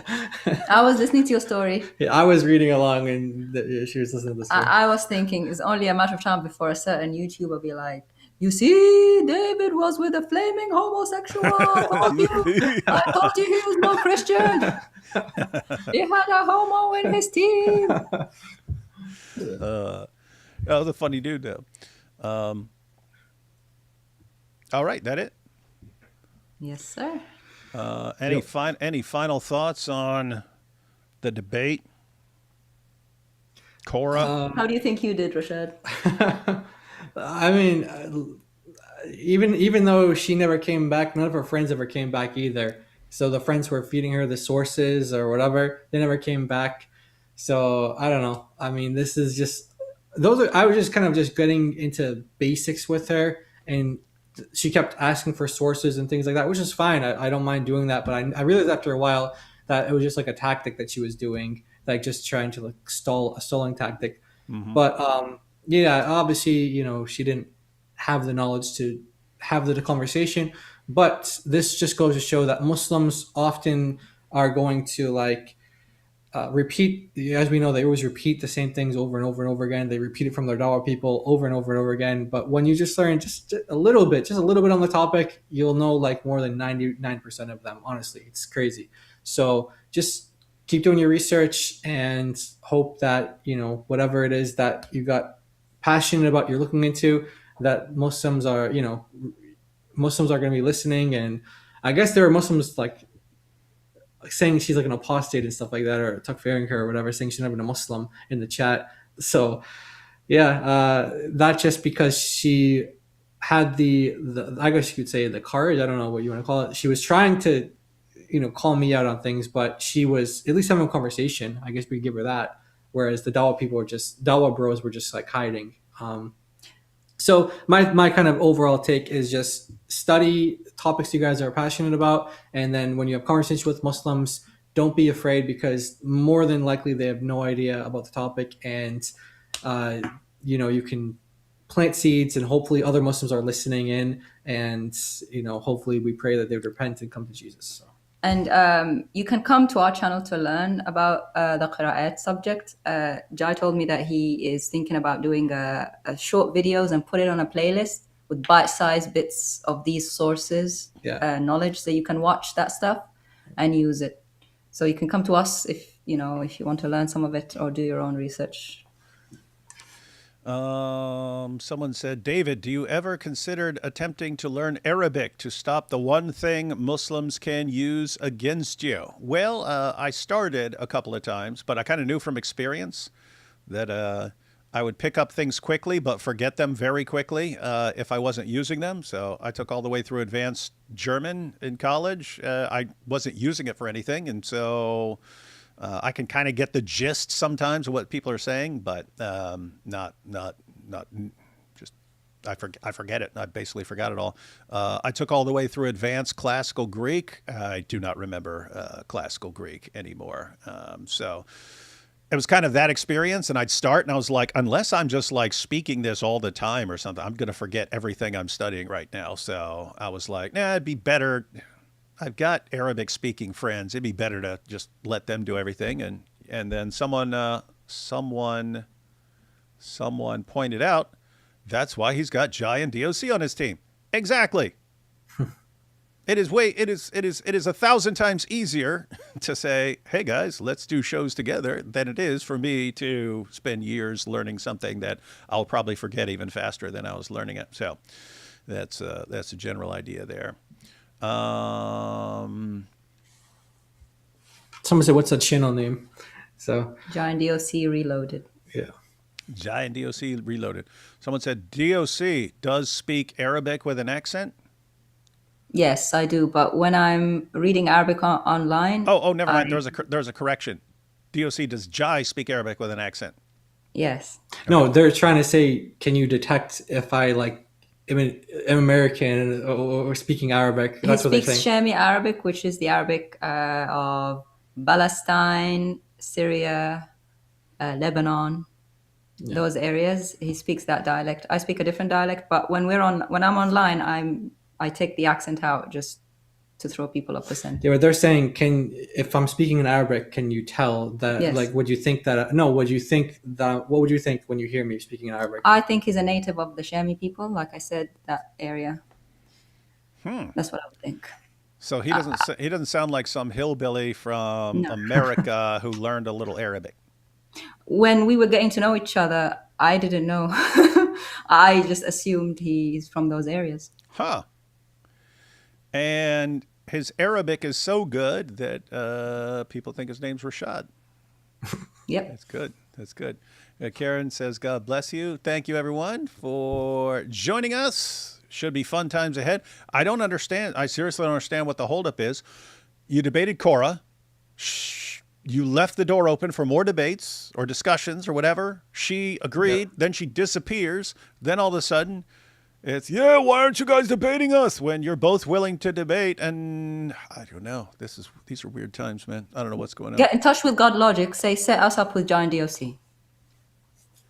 Yeah, He already said yes. Yeah, no reason to go to any of these platforms here and there and stuff like that when you've got people like Avery, who we just saw was perfectly happy to host. Or put a comment on our channel. Yeah. Or just go on their channel. Just go on their channel. Just say, hey, I want to call in, or here's what we're going to discuss. Boom. We'll give you the link. You can call in. You bring your voice changer if you want. Mm-hmm. Do what you like. Just come. That's how it works. Pretty easy. All right, everyone. Catch y'all next time. Unless something goes horribly wrong, should have up my 2026 revised and expanded 3 stages of jihad video up tomorrow. We'll see what happens. Catch y'all later. Wait, hang on 1 second. Aussie Abe said, Jai's Arabic is better than mine, and I'm Lebanese. Well, come on. The Lebanese, not necessarily known for their great Arabic. All right, catch y'all later.